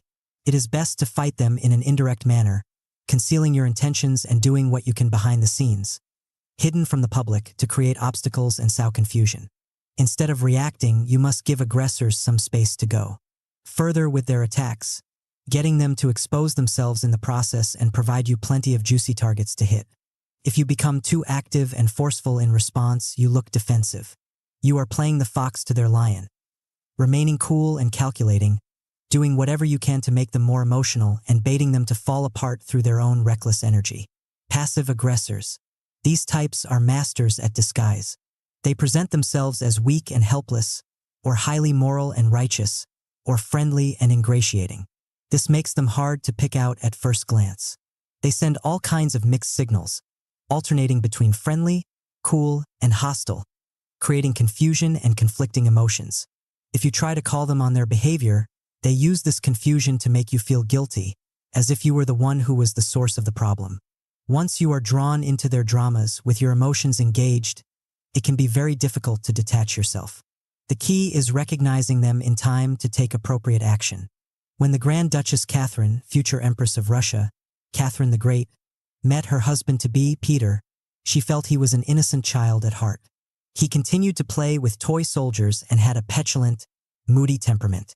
Then shortly after their marriage in 1745, she began to detect a different side to his character. In private, they got along well enough. But then she would hear from second-hand sources all kinds of nasty stories about how he had regretted their marriage and how he preferred her chambermaid.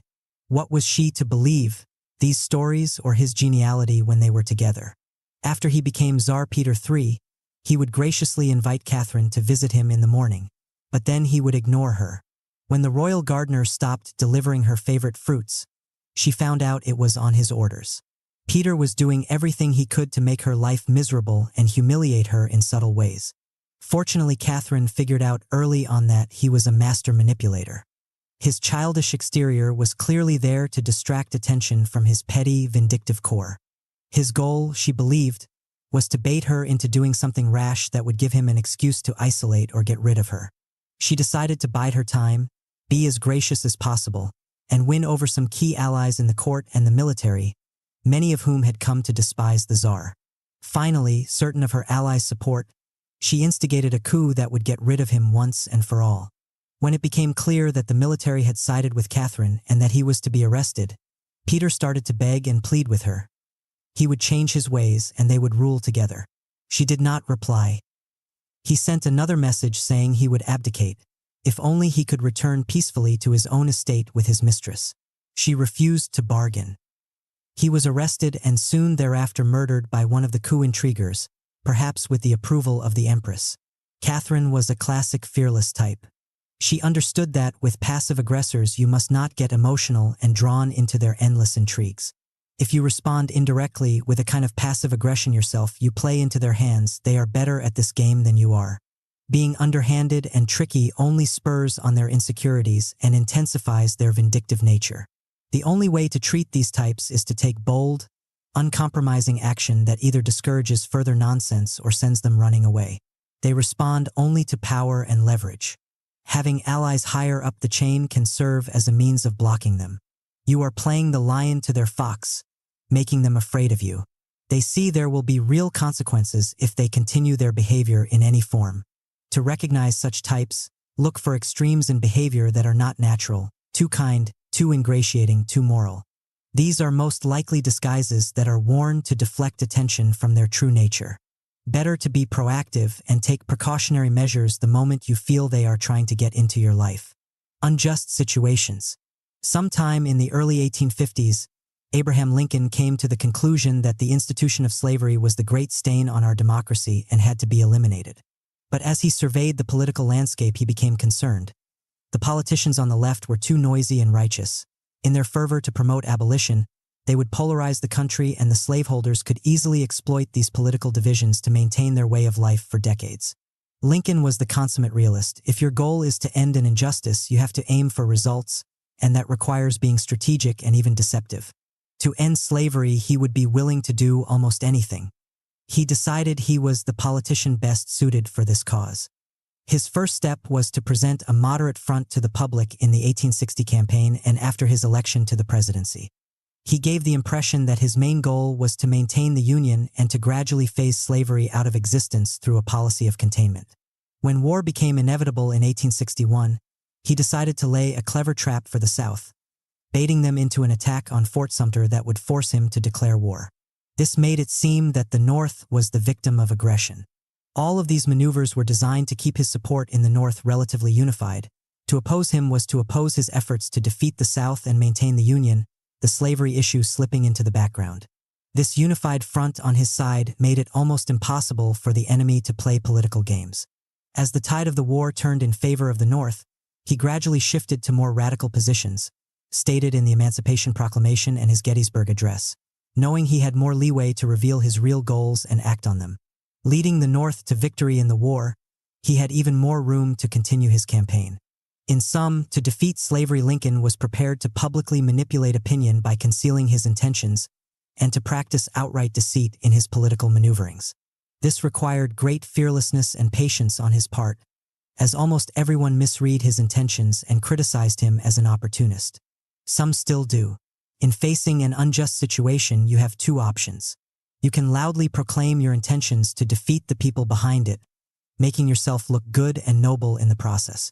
But in the end, this tends to polarize the public. You create one hardened enemy for every sympathizer won over to the cause, and it makes your intentions obvious.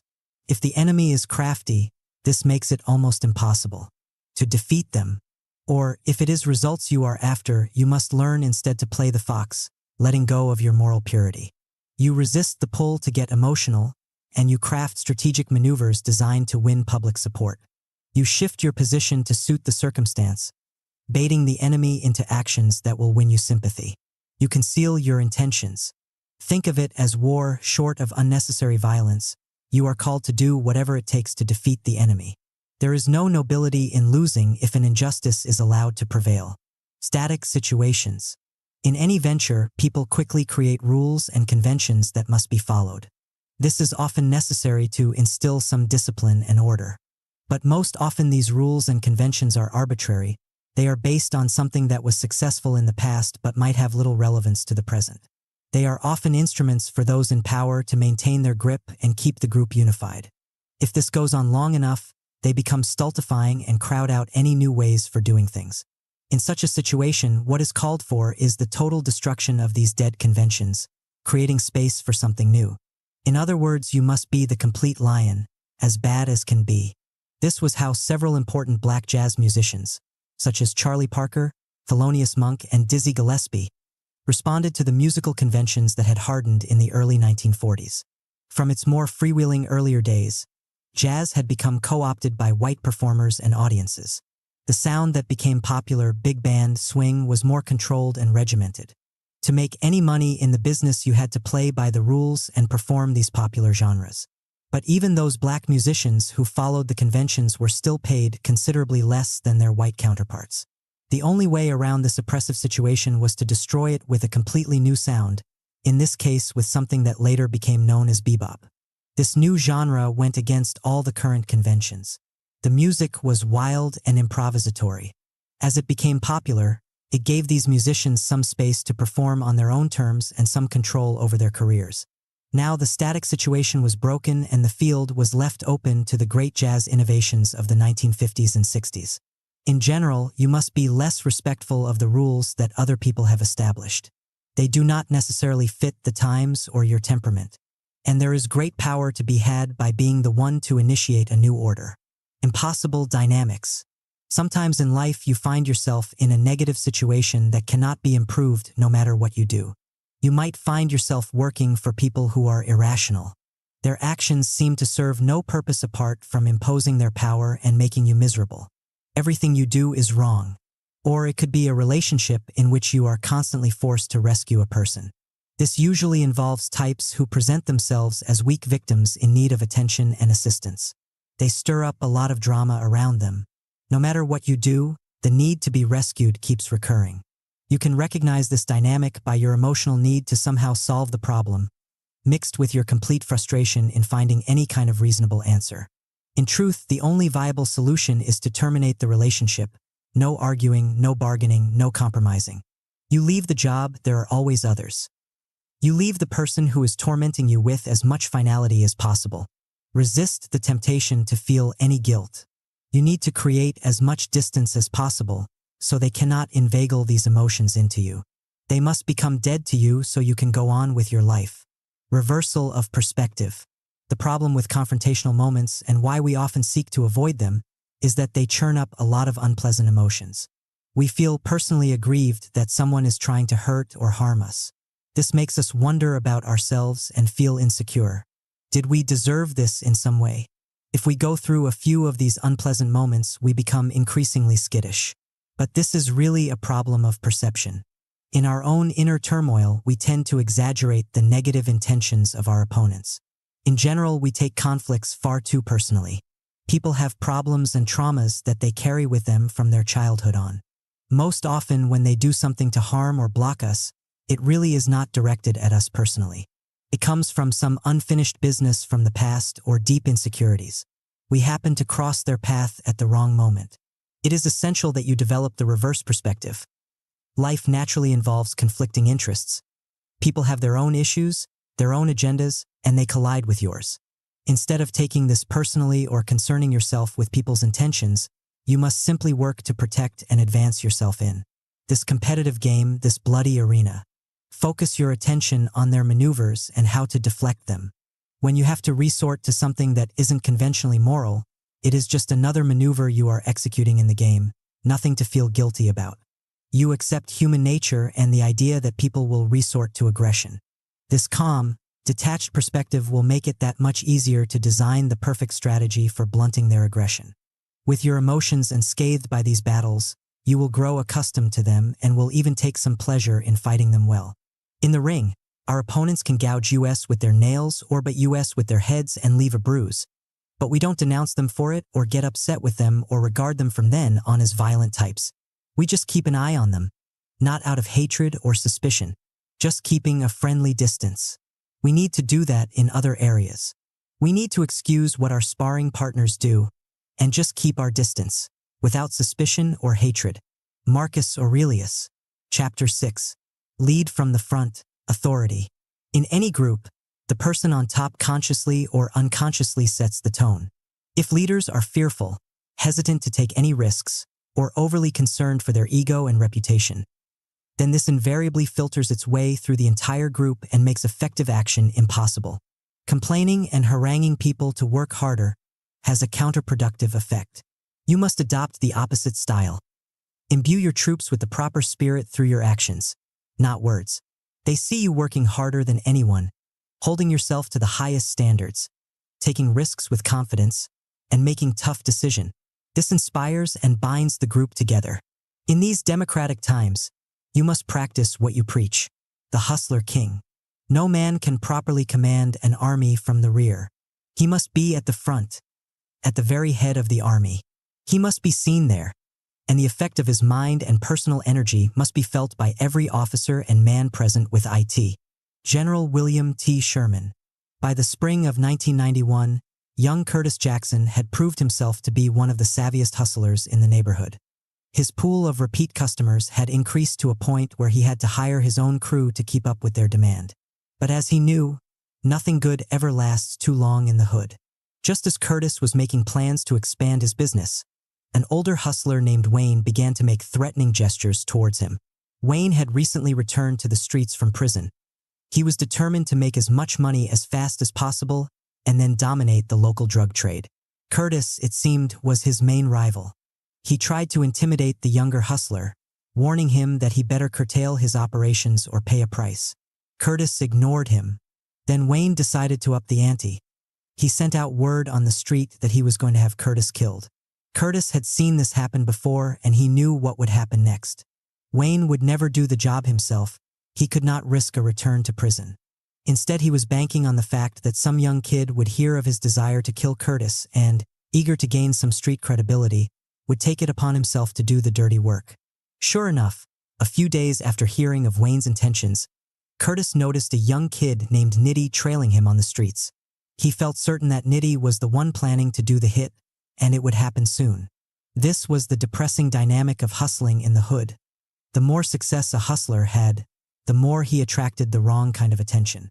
Unless he inspired some fear and terror, rivals would keep coming at him, trying to take what he had and continually threatening his position on the streets. Once that started to happen, the once successful dealer would find himself drawn into a cycle of violence, reprisals, and time in the pen. There were a few hustlers, however, who had somehow managed to rise above this dynamic. In the hood, they were like kings. Just hearing their names or seeing them on the street would elicit a gut reaction, a mix of fright and admiration. What elevated them above others was a series of actions they had taken in the past that demonstrated they were fearless and smart. Their maneuvers would be unpredictable and all the more terrifying for it. If people thought of challenging them, they would quickly remember what these types had done in other circumstances and back off. All of this would give them an aura of power and mystery. Instead of challengers on all sides, they would have disciples ready to follow them as far as they wanted. If Curtis saw himself as the kingly type, it was time now to show it to others, as dramatically as possible. With death staring him in the face, he worked to control his emotions and thought long and hard about the dilemma that Wayne had posed. If instead he went after Nitty and killed him, the police would catch Curtis and he would end up in prison for a long time, an equally fortunate result for Wayne. And if he did nothing, Nitty would finish him off. But Wayne's strategy had a fatal flaw: his fear of doing the job with his own hands. He was no king himself, but just another frightened hustler pretending to be tough. Curtis would come after him from an unexpected angle and turn everything around. Without wasting any more time, he asked a member of his crew named Tony to accompany him that afternoon. Together they surprised Nitty on the street, and while Tony held him, Curtis slashed the kid in the face with a razor blade. He did it just deep enough to send him screaming to the hospital and to leave a nice scar for a while. Then a few hours later, he and Tony found Wayne's empty car and shot it up.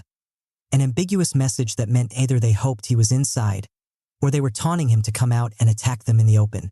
The following day, the dominoes fell just as Curtis thought they would. Nitty sought out Wayne, expecting that the two of them would then go together to exact revenge on Curtis. After all, Wayne had been attacked as well. Wayne, however, still insisted the kid do it alone. Now Nitty could see through the game. He was just the patsy to do the dirty work, and Wayne was not as tough as he had made himself out to be. Nitty would have nothing more to do with him, but he was also too afraid to take on Curtis by himself. He decided he could live with the scar. Wayne was now in a delicate position. If he asked someone else to do the job, it would start to look like what it was: a man too scared to do it himself. Better to let the whole thing just go away. In the days to come, the hood was abuzz with the story of what had happened. Young Curtis had outmaneuvered and outsmarted the older rival. Unlike the latter, he was unafraid to do the violence himself. What he had done was bold and dramatic. It had come out of nowhere. Every time people would see Nitty on the streets with the long scar on his face, they were reminded of the incident. Rivals would now have to think twice before challenging his status. He showed he was tough and crafty. And those in his crew were duly impressed with his sang-froid and how he had turned the situation around. They now saw him differently, as somebody who could last in this jungle and was worth following. Curtis followed this up with other similar actions, and slowly he elevated himself above the other hustlers. Now there were younger ones who looked up to him and would soon form the core of a devoted band of disciples who would help him in his transition into music. After the success of his first album in 2003, Curtis, now known as 50 Cent, began to realize his dream of forging a business empire. But as this took shape in the months and years to follow, he began to feel that something was wrong. It would be natural to believe that with his current position and fame, those working for him would simply follow his lead and do what he wanted. But his whole life had been a lesson in the opposite. People continually take from you. They doubt your powers and challenge you. In this environment, his executives and managers were not trying to take his money or his life, but rather he had the feeling they were nibbling away at his power, trying to soften his image and make him more corporate and predictable. If he let this go on, he would lose the only quality that made him different, his propensity to take risks and do the unexpected. He might become a safe investment, but he would no longer be a leader and a creative force. In this world, you cannot relax and rest on your name, your past achievements, your title. You have to fight to impose your difference and compel people to follow your lead. All of these thoughts became painfully clear to him in the summer of 2007. His third album, Curtis, was to be released in September of that year, and everyone seemed to be asleep.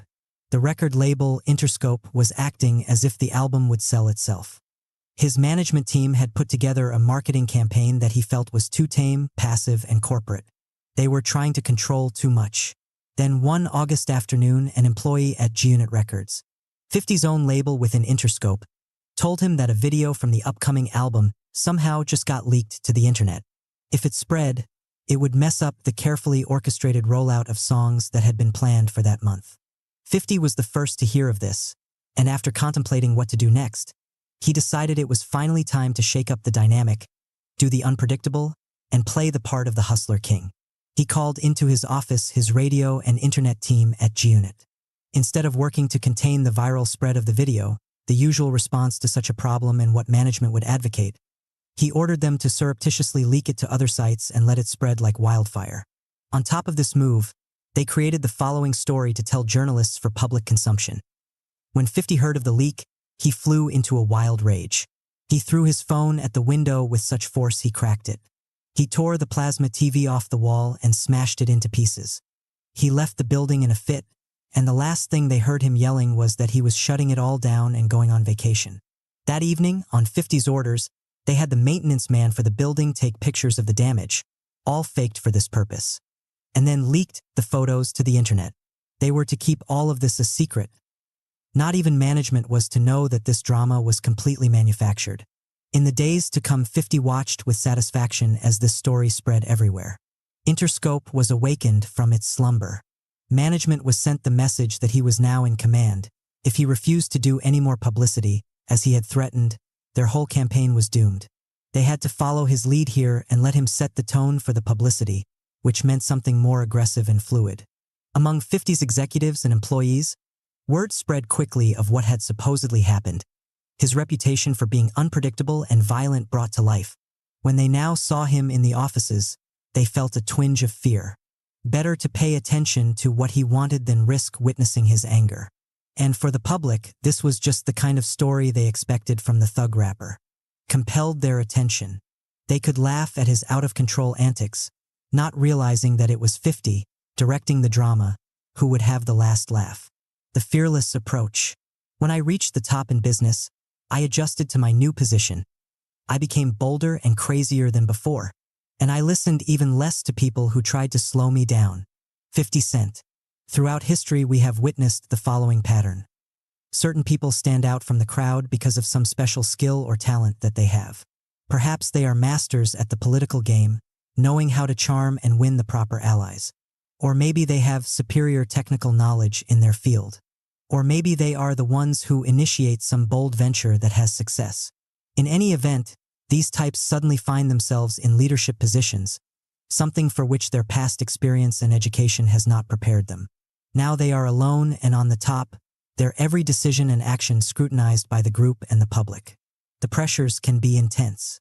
And what inevitably happens is that many of them unconsciously succumb to all kinds of fears. Whereas before they might have been bold and creative, now they grow cautious and conservative, aware of the heightened stakes. Secretly scared of being held accountable for the success of the group, they overdelegate, poll everyone for their opinions, or refrain from making the hard decisions. Or they become excessively dictatorial, trying to control everything, another sign of weakness and insecurity. It is the story of great senators who make lousy presidents, bold lieutenants who turn into mediocre generals, or top-level managers who become incompetent executives. And yet among the group there are inevitably a few who demonstrate the opposite. They rise to the position, displaying extraordinary leadership skills that no one had suspected were in them. We find in this group people like Napoleon Bonaparte, Mahatma Gandhi, and Winston Churchill. What links these people together is not some mysterious skill or bit of knowledge, but rather a quality of character, a temperament that reveals the essence of the art. They are fearless. They do not shrink from making the hard decisions by themselves. Instead, they seem to relish such responsibility. They do not suddenly become more conservative, but in fact show a propensity for bold action. They exhibit tremendous grace under fire. Such types come to understand in various ways that a leader has a unique power that generally goes untapped. Any group tends to assume the spirit and energy of the person on top. If that person is weak and passive, then the group tends to splinter into factions. If such leaders lack confidence, their insecurities tend to filter their way down the line. Their nervous, fretful moods put everyone on edge. But there is always the opposite possibility. A leader who is audacious, out in front, and setting the tone and agenda for the group sparks a higher energy level and confidence. Such a person on top does not need to yell or push people around. Those below want to follow his or her lead because it is strong and inspiring. In war, where leadership skills are more immediately apparent and necessary because lives are at stake, we can distinguish two leadership styles, from behind or from the front.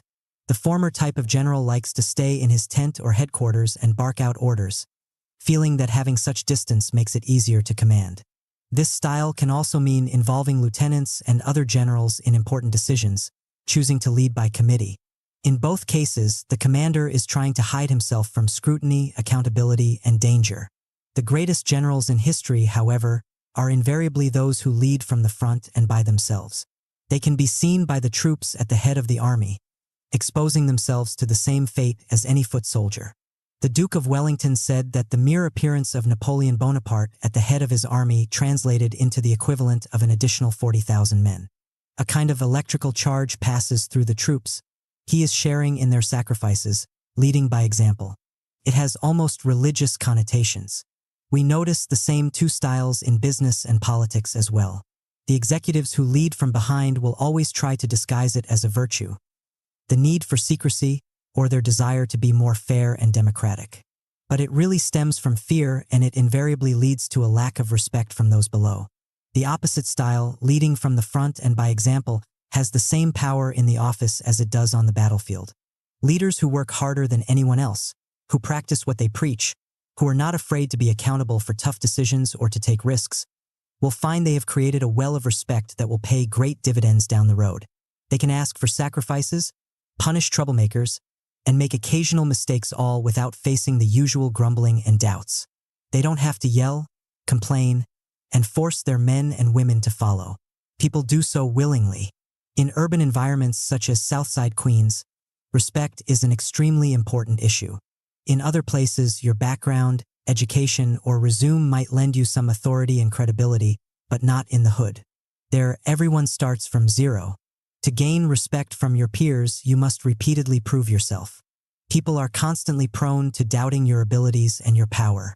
You must show again and again that you have what it takes to thrive and to last. Big words and promises mean nothing. Only actions carry weight. If you are authentic, as tough as you seem to be, then you will earn the respect that will make people back off and make your life that much easier. This should be your perspective as well. You start with nothing in this world. Any titles, money, or privilege you inherit are actually hindrances. They delude you into believing you are owed respect. If you continue to impose your will, because of such privileges, people will come to disdain and despise you. Instead, only your actions can prove your worth. They tell people who you are. You must imagine that you are continually being challenged to show that you deserve the position you occupy. In a culture full of fakery and hype, you will stand out as someone authentic and worthy of respect. The greatest leaders in history all inevitably learned by experience the following lesson. It is much better to be feared and respected than to be loved. As a prime example, look at the film director John Ford, the man behind some of the greatest films in Hollywood history. The task of film directors can be particularly difficult. They have to deal with large crews, actors with their delicate egos, and dictatorial producers who want to meddle every step of the way, all the while being under extreme time limits and with large amounts of money at stake. The tendency for directors is to give ground on these various battlefields, to placate and cajole the actors, to let the producers have their way here and there, to gain some cooperation by being pleasant and likable. Ford was by nature a sensitive and empathetic man, but he learned that if he revealed this side of his personality, he quickly lost control over the final product. The actors and producers would begin to assert themselves, and the film would lose any sense of cohesion. He noticed that the notoriously nice directors never really lasted very long. They were pushed around and their films were lousy. Early on in his career, he decided he would have to forge a kind of mask for himself, that of a man who was implacable and even a bit frightening. On the set, he made it clear he was not the usual prima donna director. He would work longer hours than anyone. If they were filming on some location with harsh conditions, he would sleep in a tent like everyone else and share their bad food. On occasion, he would get into violent fistfights on the set, most often with his leading actors such as John Wayne. These fights were not for show. They were bruising, and he engaged in them with all his strength, making the actors fight back with equal force. This would set a tone. An actor would tend to feel embarrassed by engaging in his usual prissy behavior and ego tantrums. Everyone was treated the same. Even the Archduke of Austria, trying to carve out a career as a Hollywood actor, was yelled at and pushed into a ditch by Ford himself. He had a unique way of directing actors. He would say only a few well-chosen words about what he wanted from them. Then, if they did the wrong thing on the set, he would brutally humiliate them in front of everyone. They quickly learned they had to pay attention to the few words he spoke and to his body language on the set, which would often tell more. They had to raise their levels of concentration and bring even more of themselves into the part. Once, when the famous producer Samuel Goldwyn visited the set, he told Ford he just wanted to watch him work, a producer's way of spying and applying pressure. Ford didn't say a word. The next day, however, he visited Goldwyn in his office and just sat silently in the chair by Goldwyn's desk, glaring at him. After a while, Goldwyn, exasperated, asked him what he was doing. He just wanted to watch Goldwyn work, Ford answered. Goldwyn never visited him again on the set and quickly learned to give him his space. All of this had a strange and paradoxical effect on the cast and crew. They came to love working for John Ford and would die to gain a place among his exclusive team of return staff. His standards were so high it forced them to work harder. He made them superior actors and technicians. An occasional nice gesture or compliment on his part carried double the weight and would be remembered for a lifetime. The end results of his tough and unforgiving manner was that he managed to maintain a higher degree of control over the final product than most other directors, and his films were consistently of the highest quality. Nobody dared to challenge his authority, and he lasted in Hollywood as the king of westerns and action films for well over 40 years. An unprecedented achievement in the industry. Understand, to be a leader often requires making tough choices, getting people to do things against their will. If you have chosen the soft, pleasing, compliant style of leadership, out of fear of being disliked, you will find yourself with less and less room to compel people to work harder or make sacrifices. If you suddenly try to be tough, they often feel wounded and personally upset. They can move from love to hate. The opposite approach yields the opposite result. If you build a reputation for toughness and getting results, people might resent you, but you will establish a foundation of respect. You are demonstrating genuine qualities of leadership that speak to everyone. Now, with time and a well-founded authority, you have room to back off and reward people, even to be nice. When you do so, it will be seen as a genuine gesture, not an attempt to get people to like you, and it will have double the effect. Keys to fearlessness. For it is a general rule of human nature that people despise those who treat them well and look up to those who make no concessions. Theridites. Thousands of years ago, our most primitive ancestors formed groups for power and protection. But as these groups got larger, they encountered a problem with human nature that plagues us to this day. Individuals have different levels of talent, ambition, and assertiveness. Their interests do not necessarily converge on all points. When it comes to the important decisions upon which the fate of the tribe hangs, the members will often think of their own narrow agendas. A group of humans is always on the verge of splintering into a chaos of divergent interests. For this purpose, leaders were chosen to make the hard decisions and end all the dissension. But the members of the tribe would inevitably feel ambivalence towards their leaders. They saw the necessity for them and the respect that should be paid to their authority, but they feared that their chieftains and kings would accumulate too much power and oppress them. They often wondered why this particular person or family deserved such a lofty position. In many ancient cultures, the king was ritually put to death after a few years to ensure he would not turn into an oppressor. In more advanced ancient civilizations, there were constant rebellions against those in power, much more intense and numerous than anything we have known in the modern era. Of all the leaders in ancient times who had to deal with such difficulties, none stands out more than Moses. He had been chosen by God to lead the Hebrews out of slavery in Egypt and to the Promised Land. Although the Hebrews suffered in Egypt, they had relative security. Moses rested them from this predictable life and set them to wander for 40 years in the wilderness, where they were plagued by a lack of food, shelter, and basic comforts. They constantly doubted Moses and even came to hate him, some plotting to kill him as the king who needed to be sacrificed. They saw him as an oppressor and madman. To aid his cause, God would perform regular miracles to show that Moses was chosen and blessed. But these miracles were quickly forgotten, and the Hebrews kept resorting to their endless complaining and recalcitrance. To overcome the seemingly impossible obstacles in his path, Moses resorted to a unique solution.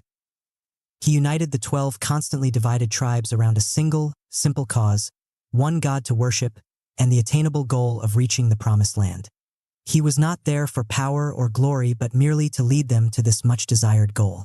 Moses could not afford to absent himself for a day or two, or to ease up on his leadership.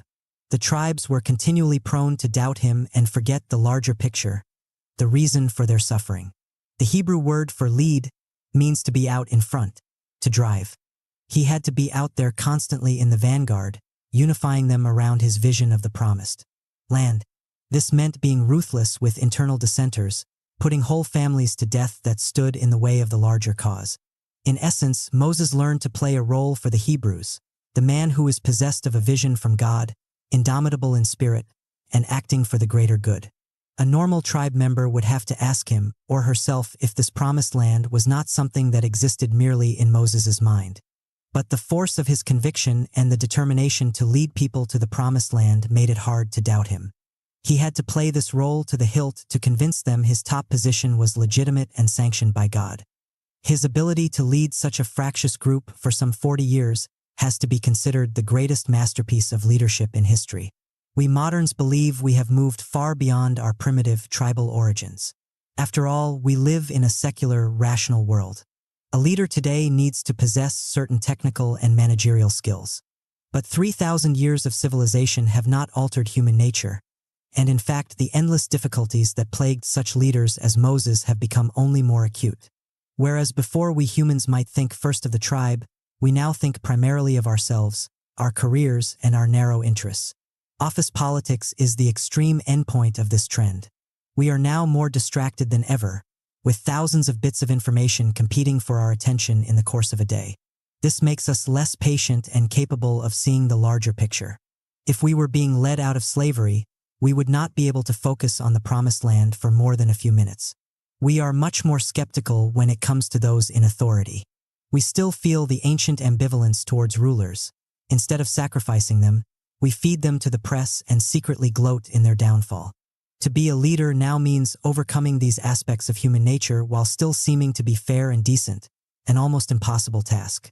At the same time, however, people feel this division and selfishness as a depressing phenomenon. They desperately want to believe in a cause, to work for the greater good, to follow a leader who imbues them with a sense of purpose. They are more than receptive to the kind of quasi-religious leadership that Moses embodies. As the one on top, you must rid yourself of your modern prejudices, your fetishism of technical means. To be a leader still means that you are playing a role, out in front, fearlessly driving the group forward. If you fail to unify the group around some glorious cause, some equivalent of the promised land, then you will find that you are having to push and pull your followers who are constantly splitting up into factions. Instead, you must assume a prophetic air, as if you were merely chosen to lead them towards some higher goal. You are compelling them to follow on their own, making less a show of personal power and more a demonstration of the cause that unites them all. This will give you the proper authority to lead and an aura of power. To master the art of leadership, you must see yourself as playing certain parts that will impress your disciples and make them more likely to follow you with the necessary enthusiasm.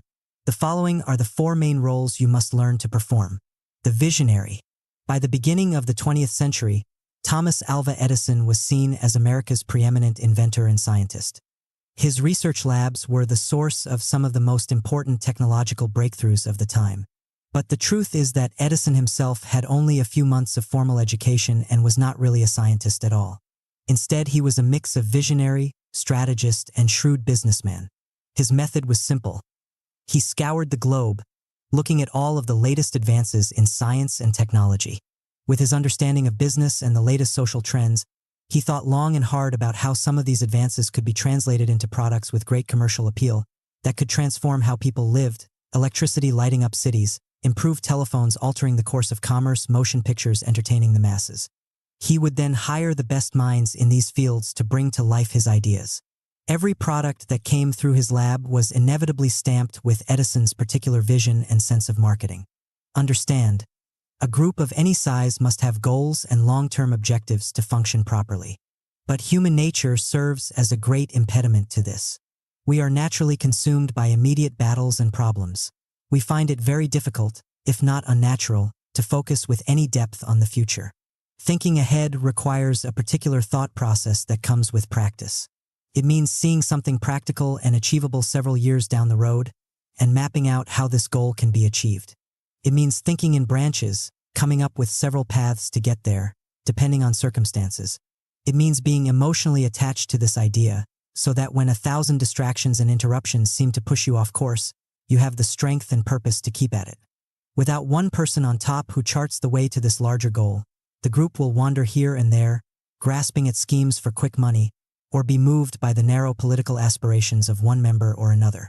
It will never accomplish anything great. You, as the leader, are the only bulwark against this endless wandering. You must have the strength to stamp the group with your own personality and vision, giving it a core and an identity.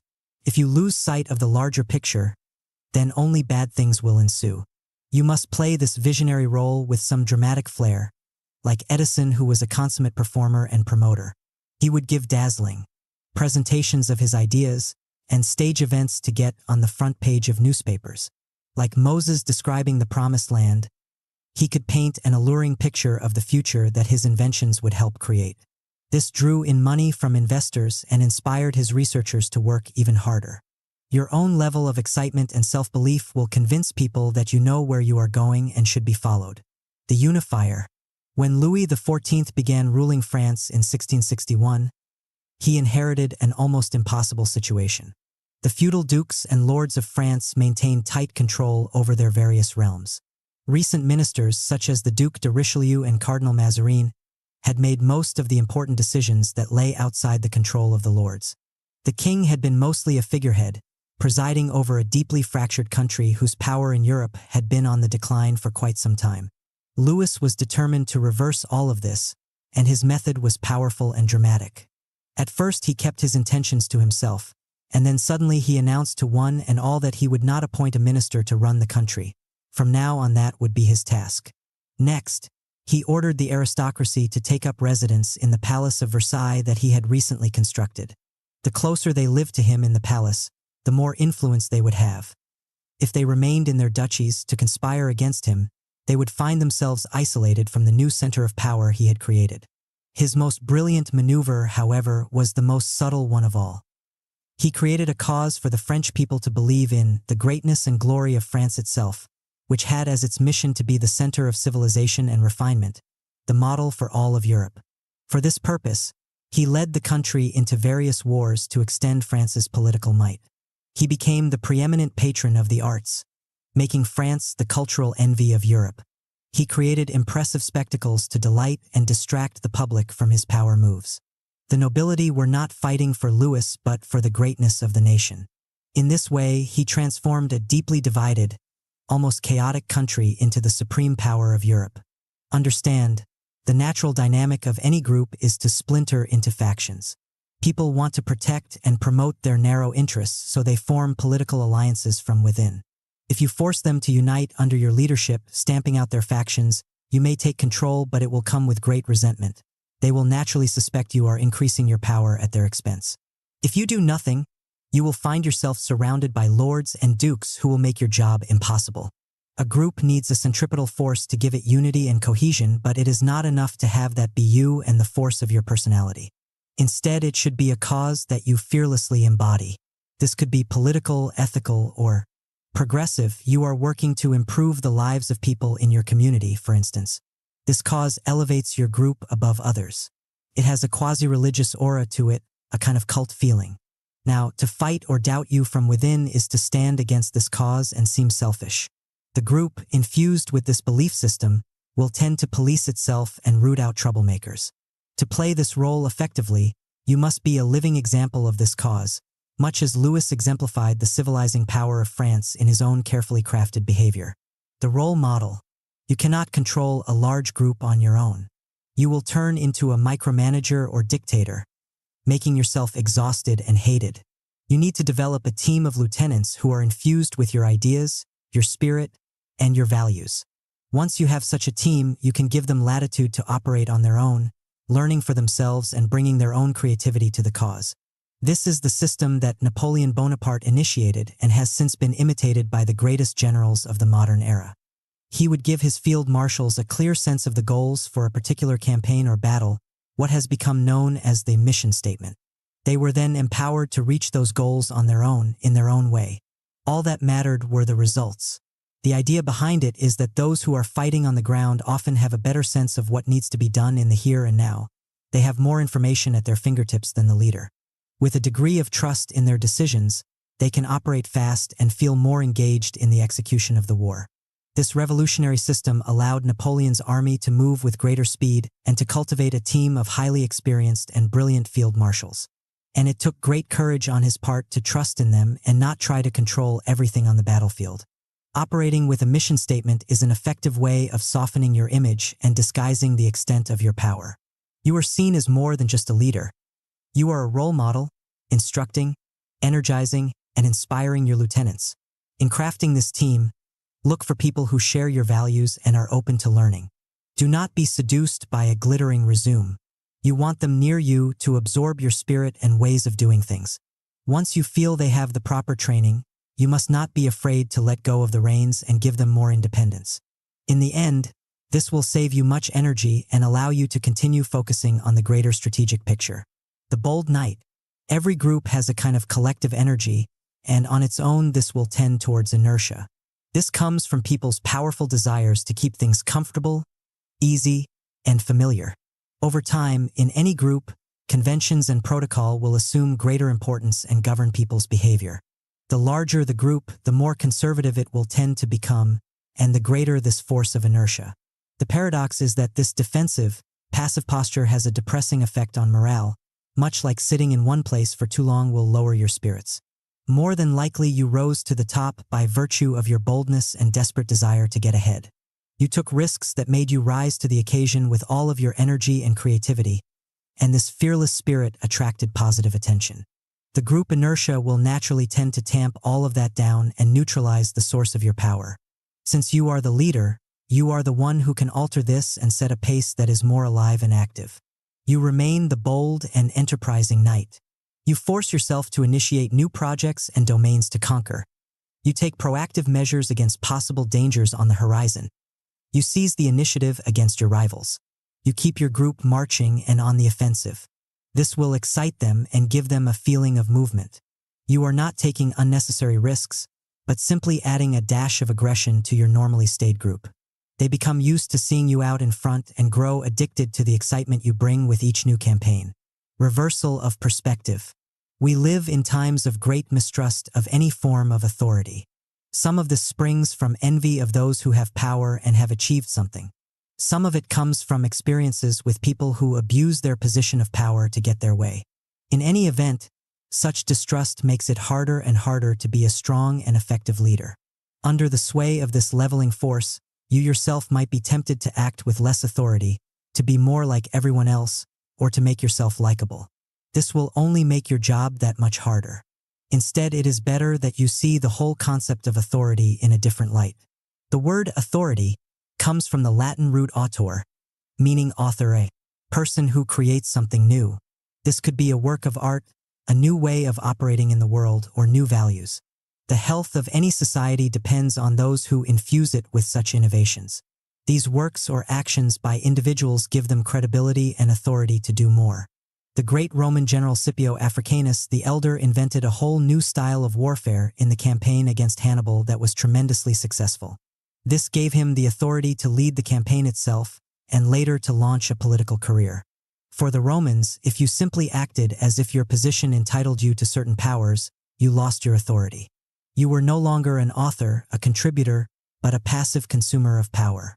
As a leader, this is how you must view yourself as well. You are an author creating a new order, writing a new act in some drama. You never rest on your laurels or past achievements. Instead, you are constantly taking action that moves the group forward and brings positive results.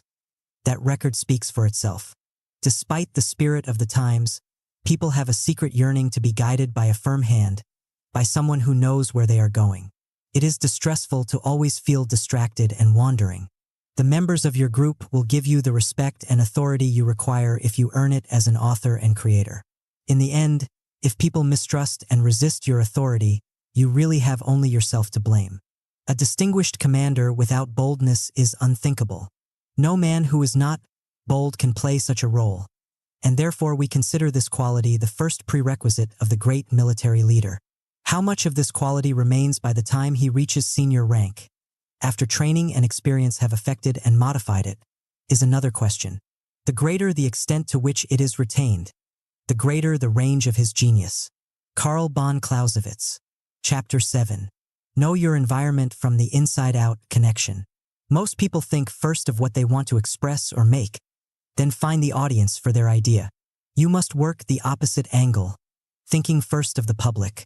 You need to keep your focus on their changing needs, the trends that are washing through them.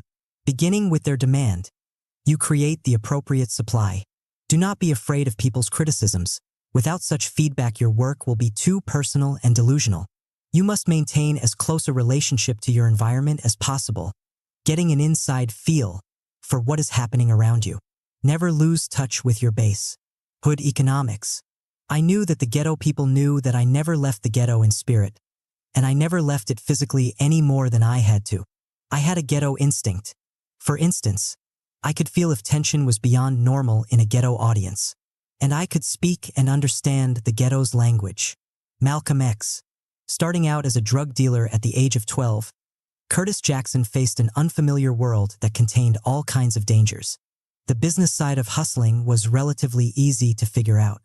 It was the people, the various actors in the game, the rival hustlers, the big-time dealers, the police who could be tricky.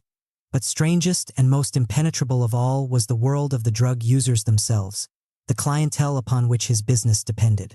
Their behavior could be erratic and even downright frightening.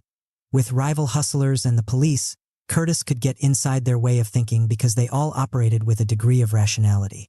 But the drug fiends seemed to be dominated by their needs, and they could turn unfriendly or violent at any moment. Many dealers developed a kind of phobia of the fiends.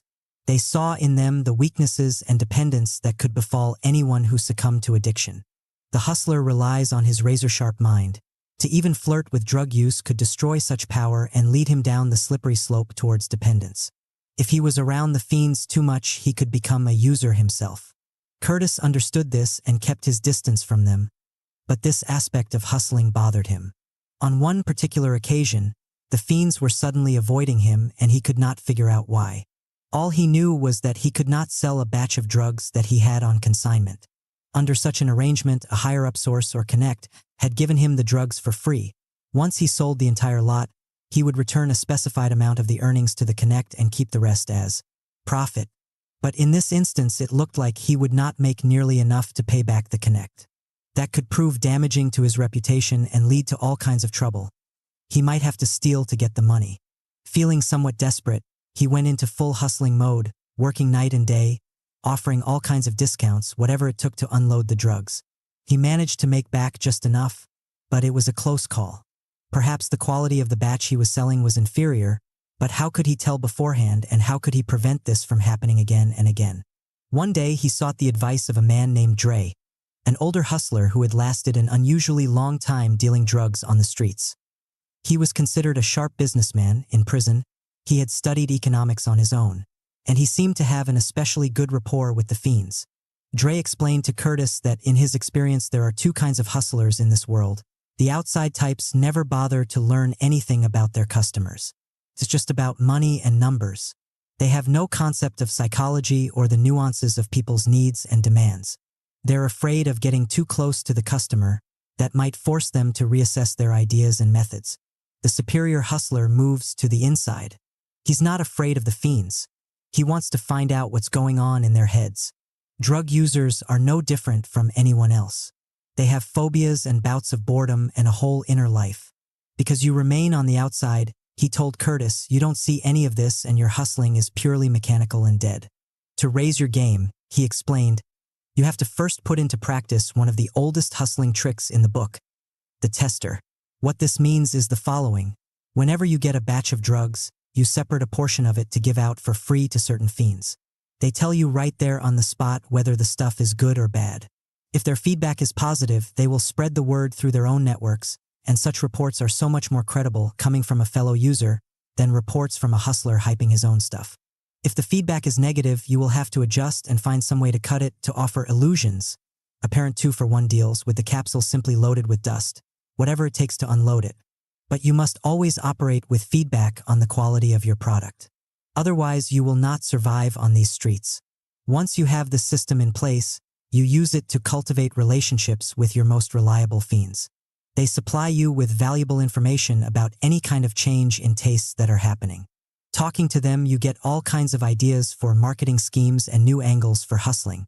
You gain a feel for how they think. From this inside position, the whole game explodes into something creative and alive with possibility. Curtis quickly incorporated this system and soon discovered that the drug fiends were not at all as he had imagined. They became erratic only when you were not consistent in your dealings with them.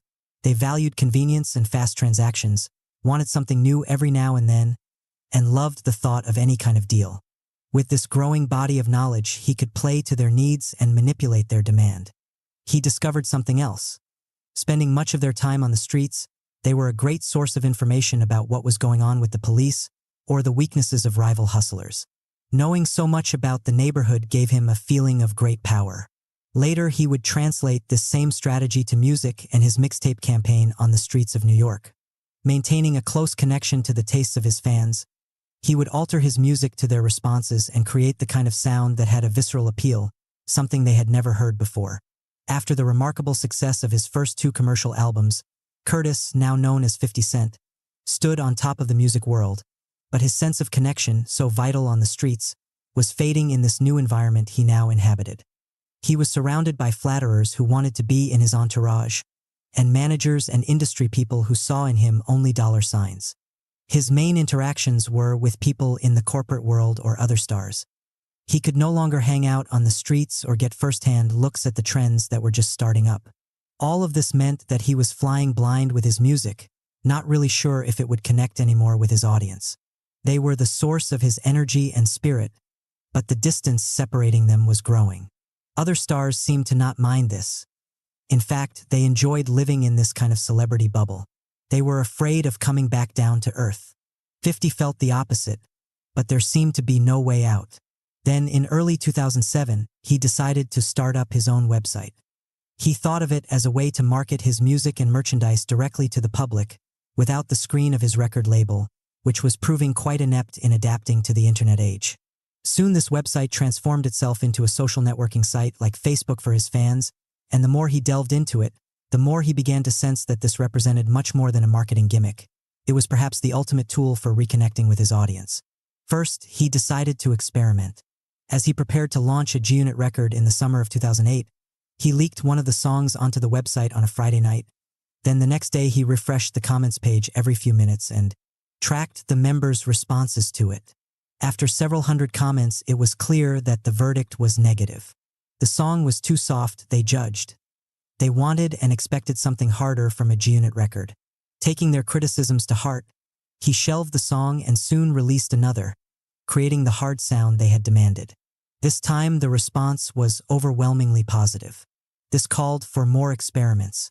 He put up the latest single from his archenemy, The Game, hoping to read negative comments from his fans. To his surprise, many of them liked the song. He engaged in an online debate with them and had his eyes opened about changes in people's tastes and why they might have grown distant from his music. It forced him to rethink his own direction. To draw more people to his site, he decided to break down the distance in both directions.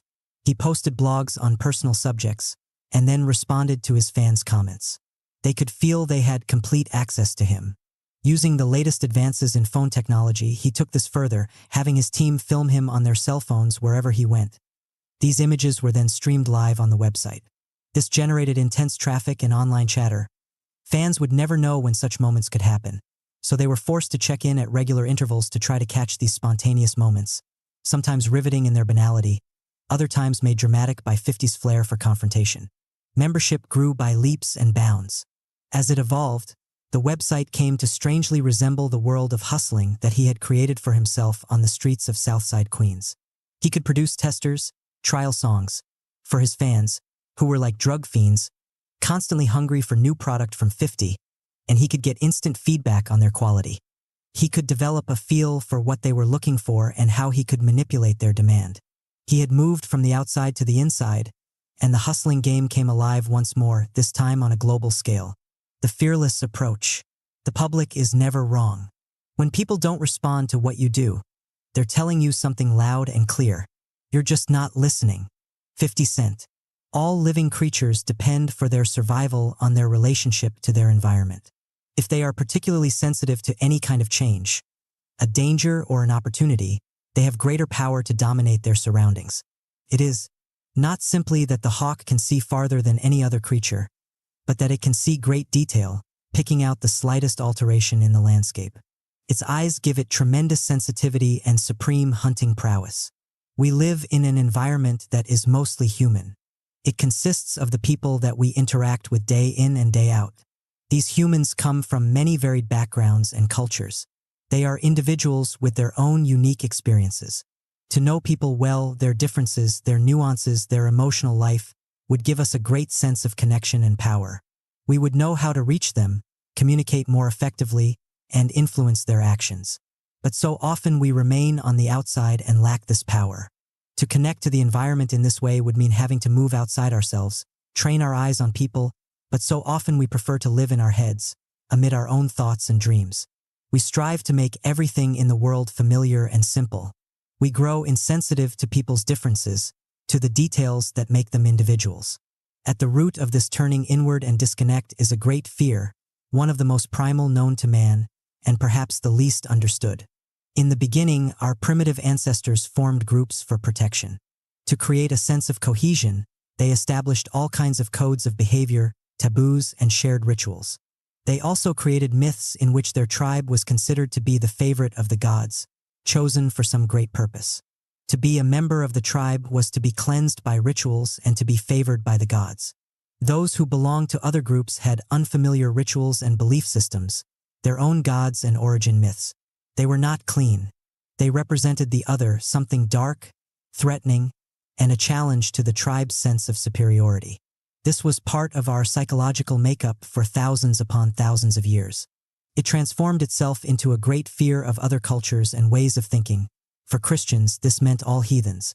And despite millennia of civilization, it lives on within us to this day, in the form of a mental process in which we divide the world into what is familiar and unfamiliar, clean and unclean.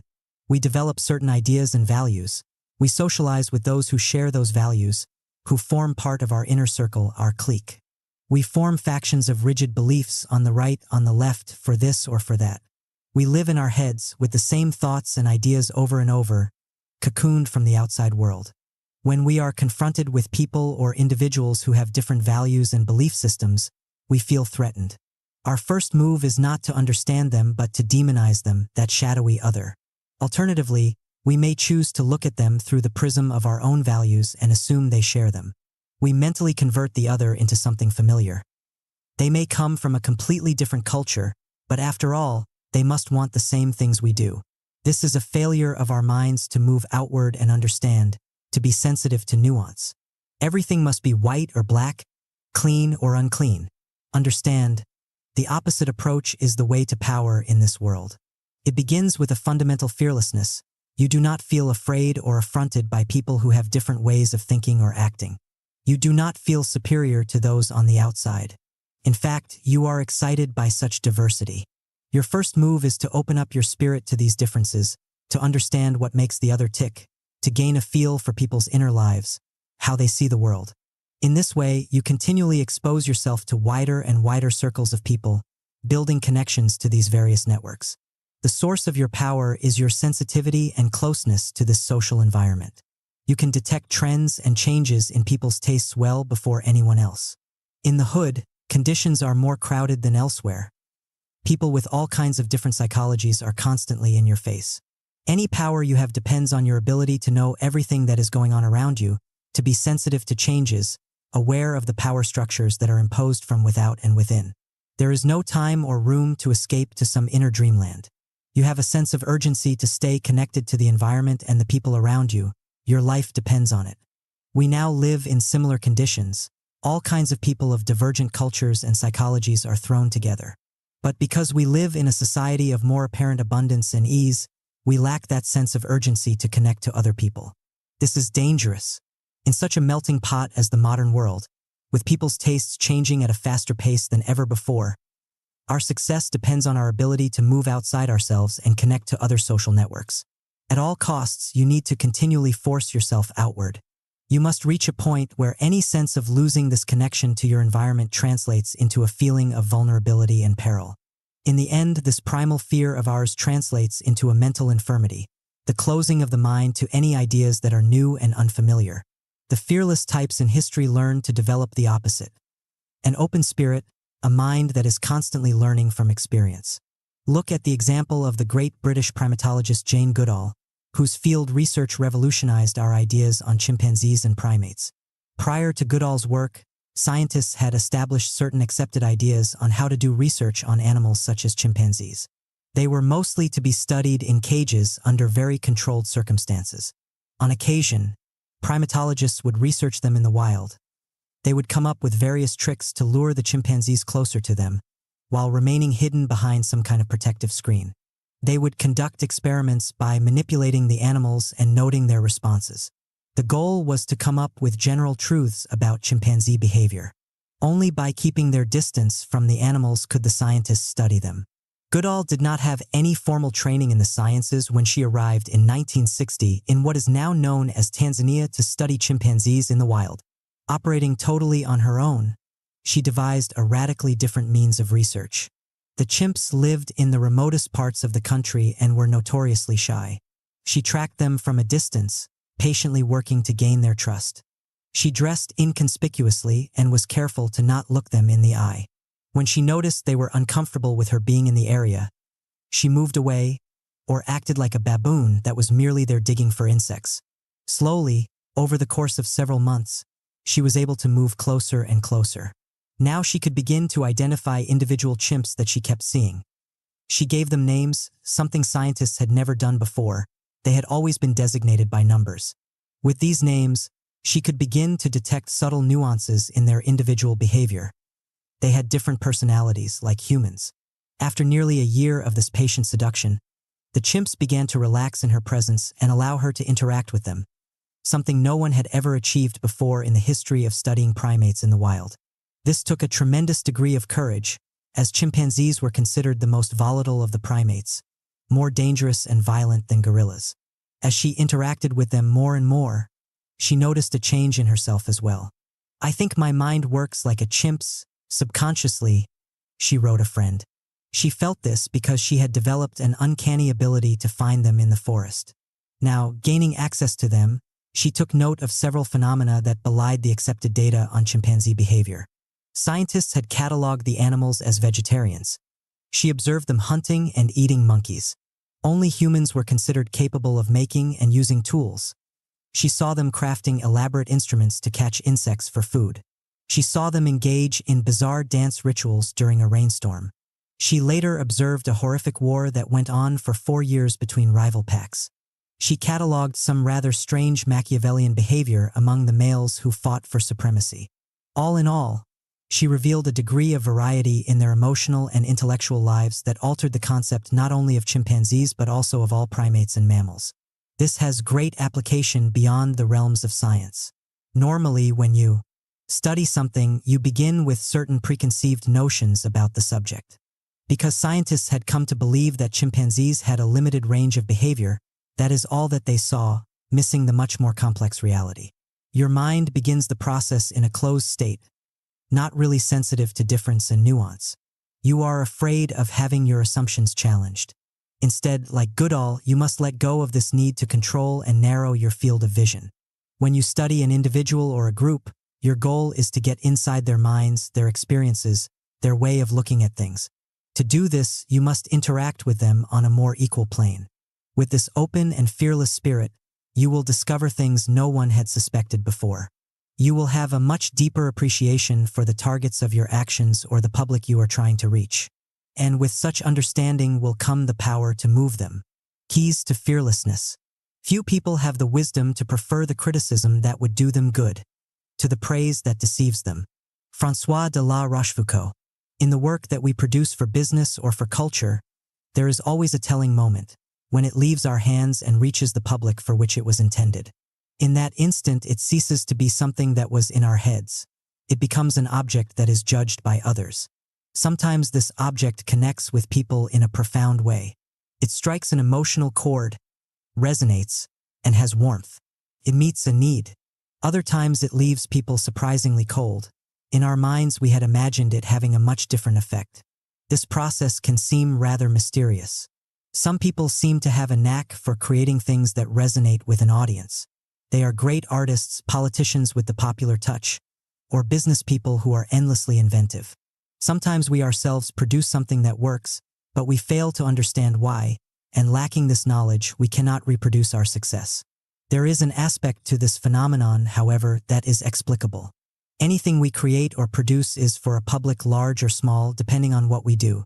If we are the type that lives mostly in our heads, imagining what the intended public will like, or not even caring, this spirit is reproduced in the work itself. It is disconnected from the social environment. It is a product of a person who is wrapped up in him or herself. If, on the other hand, we are deeply connected to the public, if we have a profound sense of their needs and wants, then what we make tends to resonate. We have internalized the way of thinking and feeling of our audience, and it shows in the work. The great Russian writer Fyodor Dostoevsky had almost 2 separate parts to his career. In the first, he was a socialist who interacted mostly with other intellectuals. His novels and stories were relatively successful. But then, in 1849, he was sentenced to several years of prison and hard labor in Siberia for ostensibly conspiring against the government. There, he suddenly discovered that he hadn't known the Russian people at all. In prison, he was thrown in among the dregs of society. In the small village where he did his hard labor, he finally mingled with the Russian peasantry that dominated the country. Once he was freed, all of these experiences became deeply embedded in his work, and suddenly his novels resonated far beyond intellectual circles. He understood his public, the mass of Russian people, from the inside, and his work became immensely popular. Understand, you cannot disguise your attitude towards the public. If you feel superior at all, part of some chosen elite, then this seeps out in the work. It is conveyed in the tone and mood. It feels patronizing. If you have little access to the public you are trying to reach, but you feel that the ideas in your head cannot fail to be interesting, then it almost inevitably comes across as something too personal, the product of someone who is alienated. In either case, what is really dominating the spirit of your work is fear. To interact closely with the public and get its feedback might mean having to adjust your brilliant ideas, your preconceived notions. This might challenge your tidy vision of the world. You might disguise this with a snobbish veneer, but it is the age-old fear of the other. We are social creatures who make things in order to communicate and connect with those around us. Your goal must be to break down the distance between you and your audience, the base of your support in life. Some of this distance is mental, it comes from your ego and the need to feel superior. Some of it is physical. The nature of your business tends to shut you off from the public with layers of bureaucracy. In any event, what you are seeking is maximum interaction, allowing you to get a feel for people from the inside. You come to thrive off their feedback and criticism. Operating this way, what you produce will not fail to resonate because it will come from the inside. This deep level of interaction is the source of the most powerful and popular works in culture and business, and a political style that truly connects. The following are 4 strategies you can use to bring yourself closer to this ideal. Crush all distance. The French artist Henri de Toulouse-Lautrec came from one of the oldest aristocratic bloodlines in France, but from early on he felt estranged from his family. Part of this came from his physical handicap. His legs had stopped growing at the age of 14, giving him a dwarfish appearance. Part of it came from his sensitive nature. He turned to painting as his only interest in life, and in 1882, at the age of 18, he moved to Paris to study with a famous artist whose studio was in Montmartre, the bohemian and somewhat seedy part of the city. There Toulouse-Lautrec discovered a whole new world, the cafes and dance halls frequented by prostitutes, con artists, dancers, street performers, and all the shady characters who found themselves drawn to this quartier. Perhaps because of his own alienation from his family, he identified with these outcasts. And slowly he began to immerse himself deeper and deeper in the social life of Montmartre. He befriended the prostitutes and hired them as models, seeking to capture the essence of their lives on canvas. He returned to the dance halls often and sketched while he watched. He drank with the criminal types and the anarchist agitators who passed through the neighborhood. He absorbed every aspect of this world, including the habits of the rich people who came to the area for entertainment and to slum it. Other painters like Degas and Renoir, who both lived in Montmartre, painted many scenes of life there, but it was always with a sense of distance, as if they were outsiders peeking in. Toulouse-Lautrec was more of an active participant, and as his drawings and paintings began to reflect this immersion, his work drew more attention from the public. All of this culminated in the posters that he did for the dance hall the Moulin Rouge, which opened in 1889. The first and most famous one of all was a scandalous image of a dancer kicking so high you can see her underwear. The colors are intense and garish. But strangest of all is the kind of flat space he created, which gives viewers the sensation that they are there on stage with the performers, in the middle of all the activity and bright lights. No one had created anything quite like it before. When the poster was placed all over the city, people were mesmerized by the image. It seemed to vibrate with a life of its own. More and more posters followed of all the figures in the Moulin Rouge whom he came to know on intimate terms, and an entire new aesthetic was forged around his complete, democratic mingling with his subjects. His work became immensely popular. Understand, in this day and age, to reach people you must have access to their inner lives, their frustrations, aspirations, resentments. To do so, you must crush as much distance as possible between you and your audience. You enter their spirit and absorb it from within. Their way of looking at things becomes yours, and when you recreate it in some form of work, it has life. What shocks and excites you will then have the same effect on them. This requires a degree of fearlessness and an open spirit. You are not afraid to have your whole personality shaped by these intense interactions. You assume a radical equality with the public, giving voice to people's ideas and desires. What you produce will naturally connect in a deep way.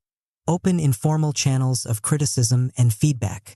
When Eleanor Roosevelt entered the White House as the First Lady in 1933, it was with much trepidation. She had a disdain for conventional politics and for the kind of cliquish attitude it fostered. In her mind, her husband's power would depend on his connection to the people who had elected him. To get out of the depression, the public had to feel engaged in the struggle, not merely be seduced by speeches and programs. When people feel involved, they bring their own ideas and energy to the cause. Her fear was that the bureaucratic nature of government would swallow up her husband. He would come to listen to his cabinet members and experts. His contact with the public would be relegated to formal channels such as reports, polls, and studies. This isolation would spell his doom, cutting him off from his base of support. Denied an official position within the administration, she decided to work to create informal channels to the public on her own. She traveled all over the country, to inner cities and remote rural towns, listening to people's complaints and needs. She brought many of these people back to meet the president to give him first-hand impressions of the effects of the New Deal. She started a column in the Woman's Home Companion, in which she had posted above the headline, "I want you to write me." She would use her column as a kind of discussion forum with the American public, encouraging people to share their criticisms. Within 6 months, she had received over 300,000 letters, and with her staff she worked to answer every last one of them. She opened other channels of communication, for instance, planting her aides in various New Deal programs who would then poll on her behalf the public affected by these programs. With this system in place, she began to see a pattern from the bottom up, a growing disenchantment with the New Deal. Every day, she left a memo in her husband's basket, reminding him of these criticisms and the need to be more responsive. And slowly she began to have an influence on his policy, pushing him leftward, for instance, getting him to create programs such as the NYA, the National Youth Administration, which would involve young people actively in the New Deal. Over time, she became the unofficial channel of communication for women's groups and African Americans, shoring up FDR's support in these two key constituencies. All of this work took tremendous courage, for she was continually ridiculed for her activist approach, long before any First Lady had ever thought of taking such a role. And her work played a major part in FDR's ability to maintain his image as a man of the people. As Eleanor understood, any kind of group tends to close itself off from the outside world. It is easier to operate this way. From within this bubble, people will delude themselves into thinking they have insight into how their audience or public feels.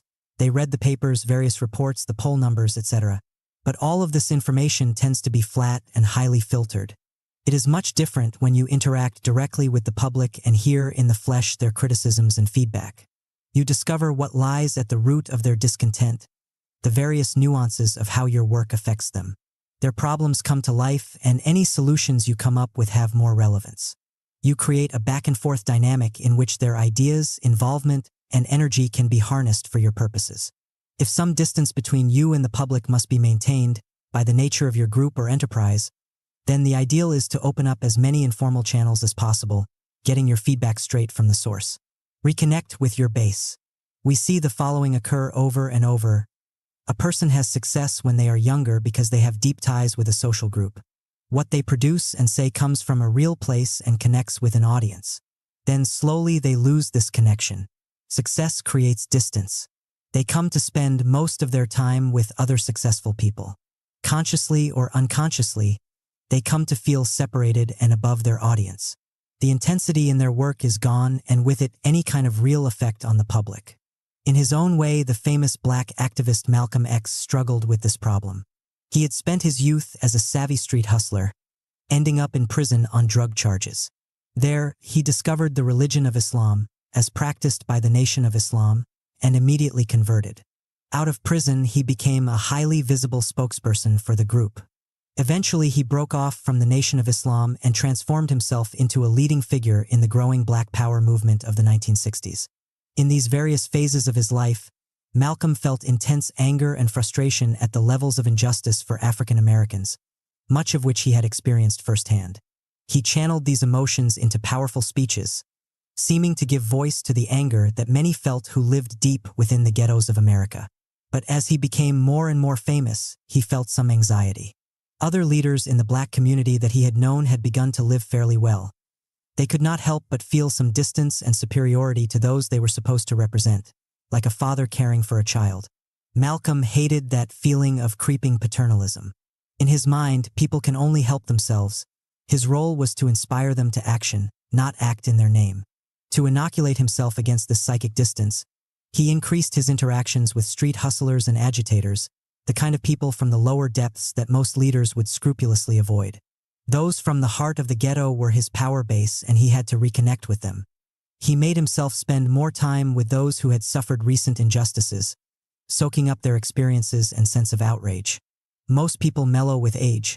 He would retain his anger, the intensity of emotions that had impelled him in the first place and given him his charisma. The goal in connecting to the public is not to please everyone or to spread yourself out to the widest possible audience. Communication is a power of intensity, not extensity and numbers. In trying to widen your appeal, you will substitute quantity for quality and you will pay a price. You have a base of power, a group of people, small or large, which identifies with you.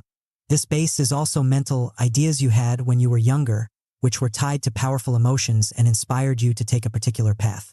Time and success tend to diffuse the sense of connection you have to this physical and mental base. You will drift and your powers of communication will diminish. Know your base and work to reconnect with it. Keep your associations with it alive, intense, and present. Return to your origins, the source of all inspiration and power. Create the social mirror. Alone, in our minds, we can imagine we have all kinds of powers and abilities. Our egos can inflate to any size. But when we produce something that fails to have the expected impact, we are suddenly faced with a limit. We are not as brilliant or skilled as we had imagined. In such a case, our tendency is to blame others for not understanding it or getting in our way. Our egos are bruised and delicate. Criticism from the outside seems like a personal attack, which we cannot endure. We tend to close ourselves off, and this makes it doubly difficult to succeed with our next venture. Instead of turning inward, consider people's coolness to your idea and their criticisms as a kind of mirror they are holding up to you. A physical mirror turns you into an object. You can see yourself as others see you. Your ego cannot protect you, the mirror does not lie. You use it to correct your appearance and avoid ridicule. The opinions of other people serve a similar function. You view your work from inside your mind, encrusted with all kinds of desires and fears. They see it as an object. They see it as it is. Through their criticisms, you can get closer to this objective version and gradually improve what you do.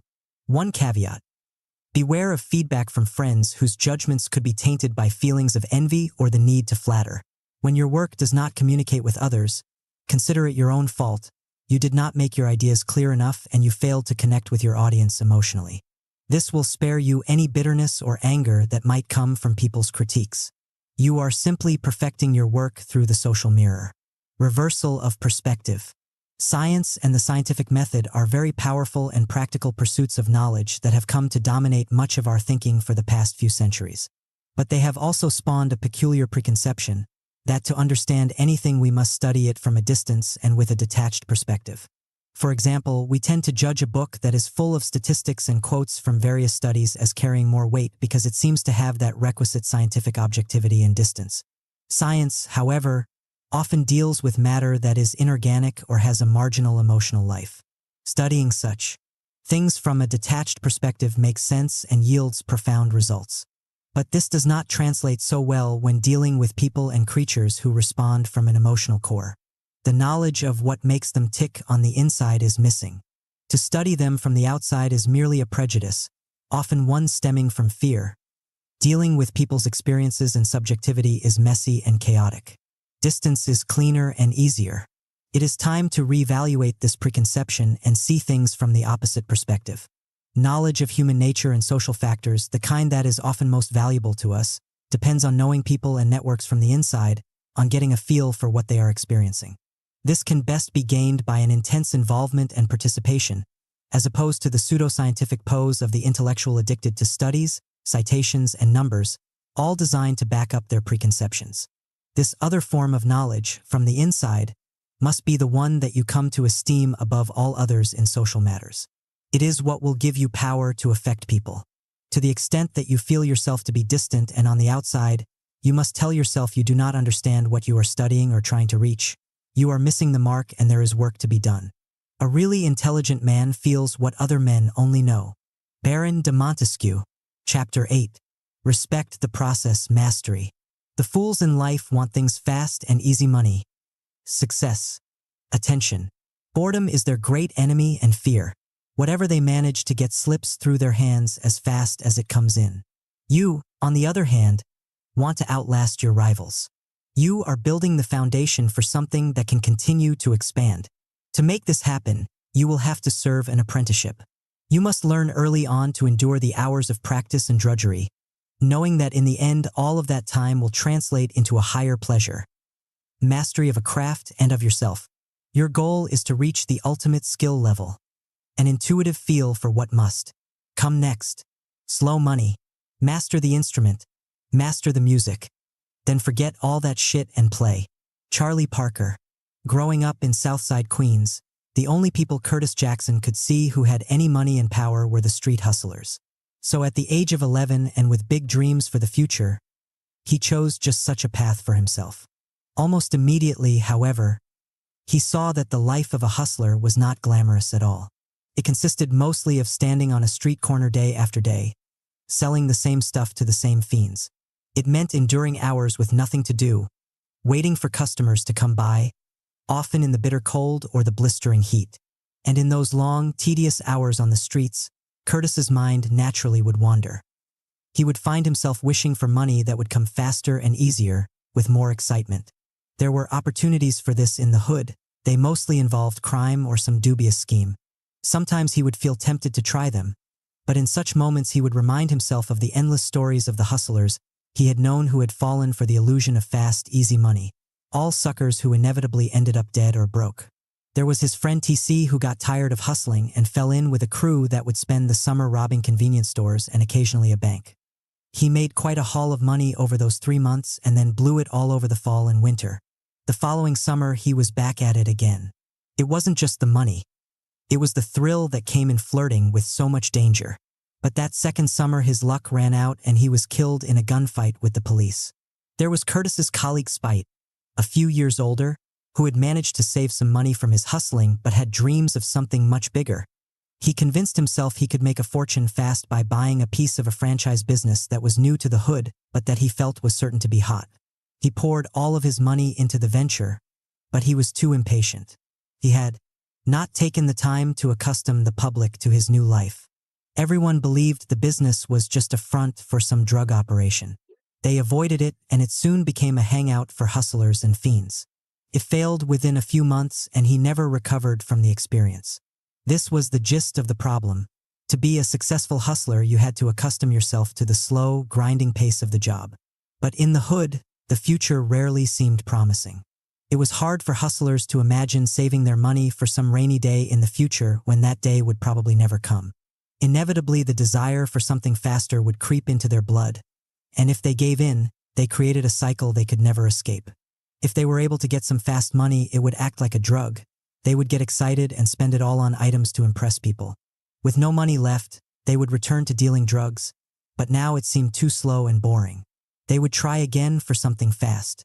They became trapped by their own greed, and as the years went by, they would fail to develop any kind of patience or discipline. They could not manage this up and down pace for too long.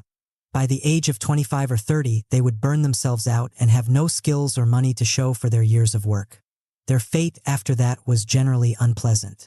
To resist this temptation, Curtis decided he would force himself in the opposite direction. He treated hustling as a job. He showed up on the street corner at the same hour every day, working from dawn to dusk. Gradually, he accustomed himself to this slow pace. During the long hours with nothing to do, he would contemplate the future and come up with detailed plans of what he would accomplish year by year, ending with his eventual escape from street hustling. He would move into music and then into business. To take the first step, he would have to save his money. The thought of this goal helped him endure the daily tedium of the job. In these slow hours, he also devised new hustling schemes, with the idea of continually improving himself at this job. He took up boxing to discipline his mind and body. He was terrible at first, but he was tenacious, training day in and day out, eventually becoming a skilled fighter.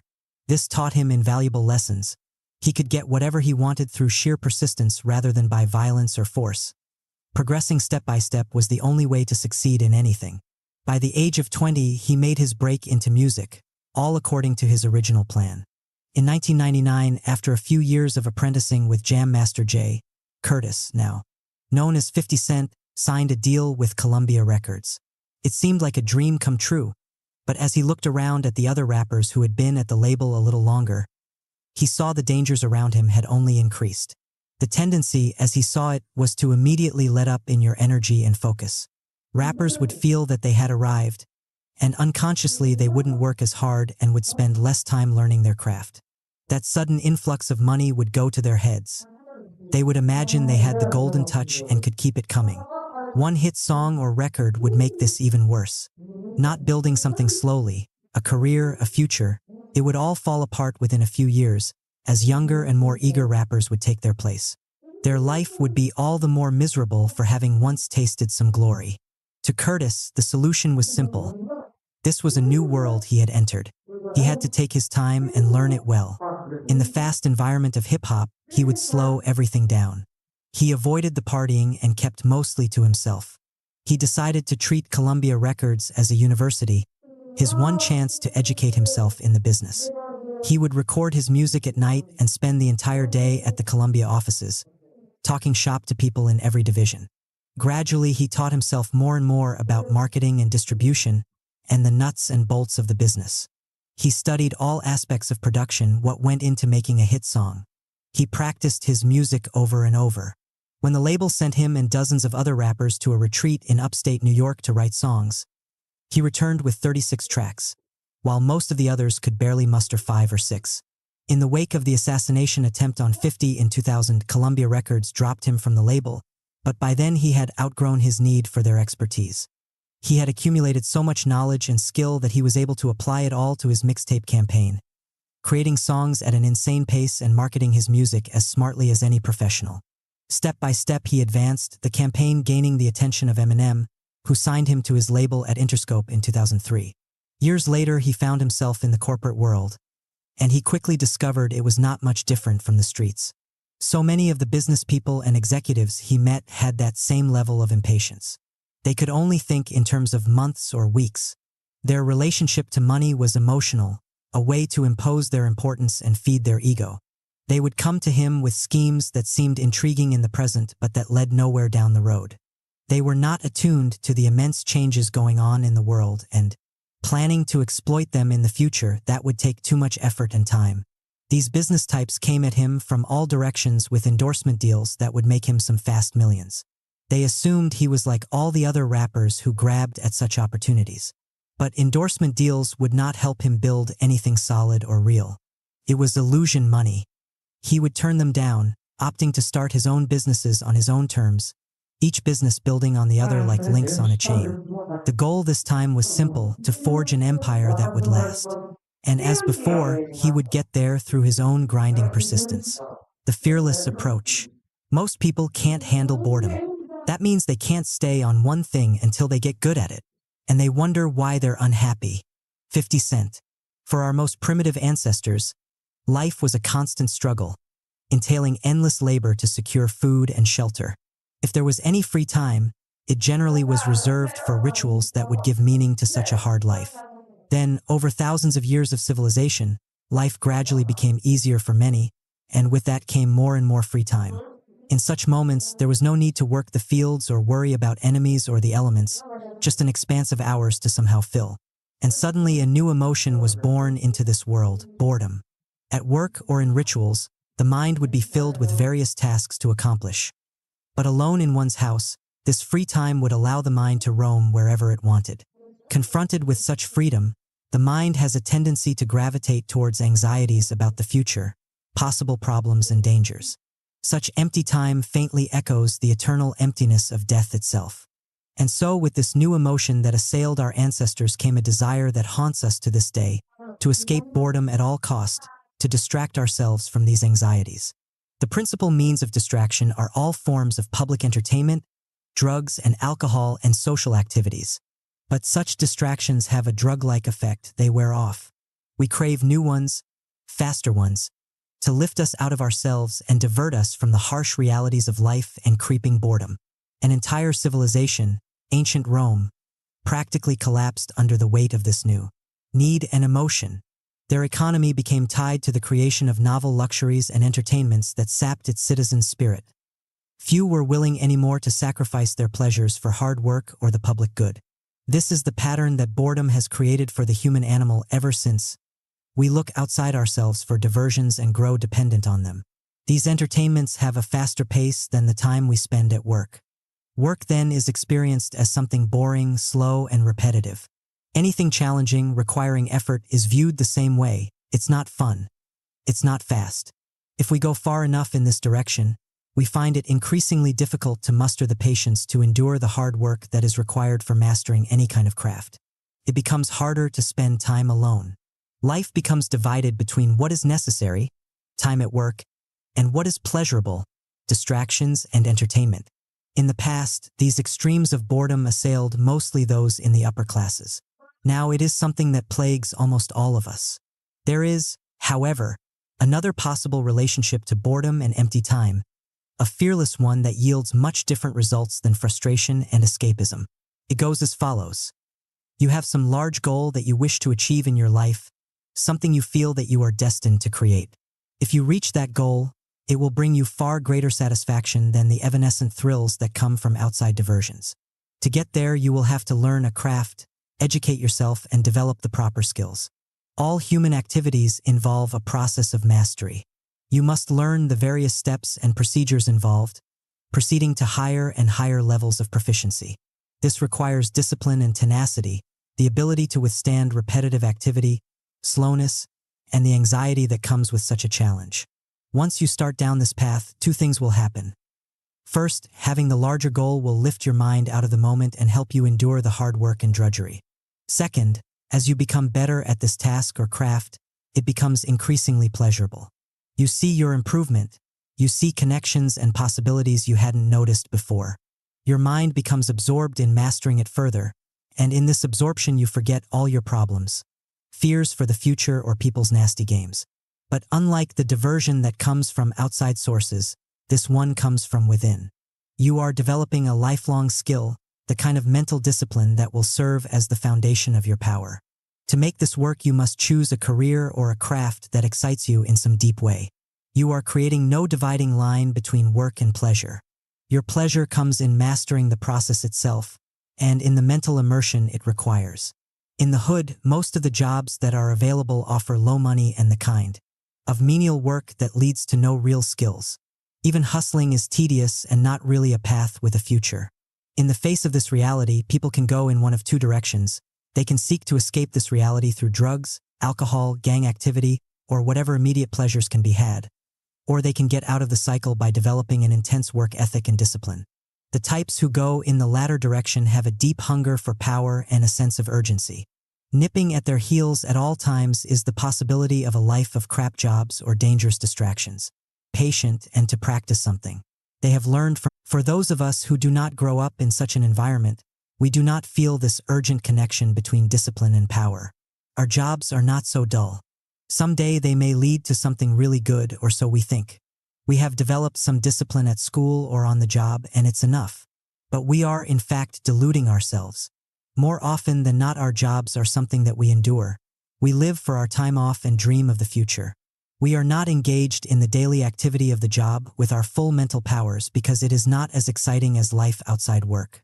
We develop less and less tolerance for dull moments and repetitive activity.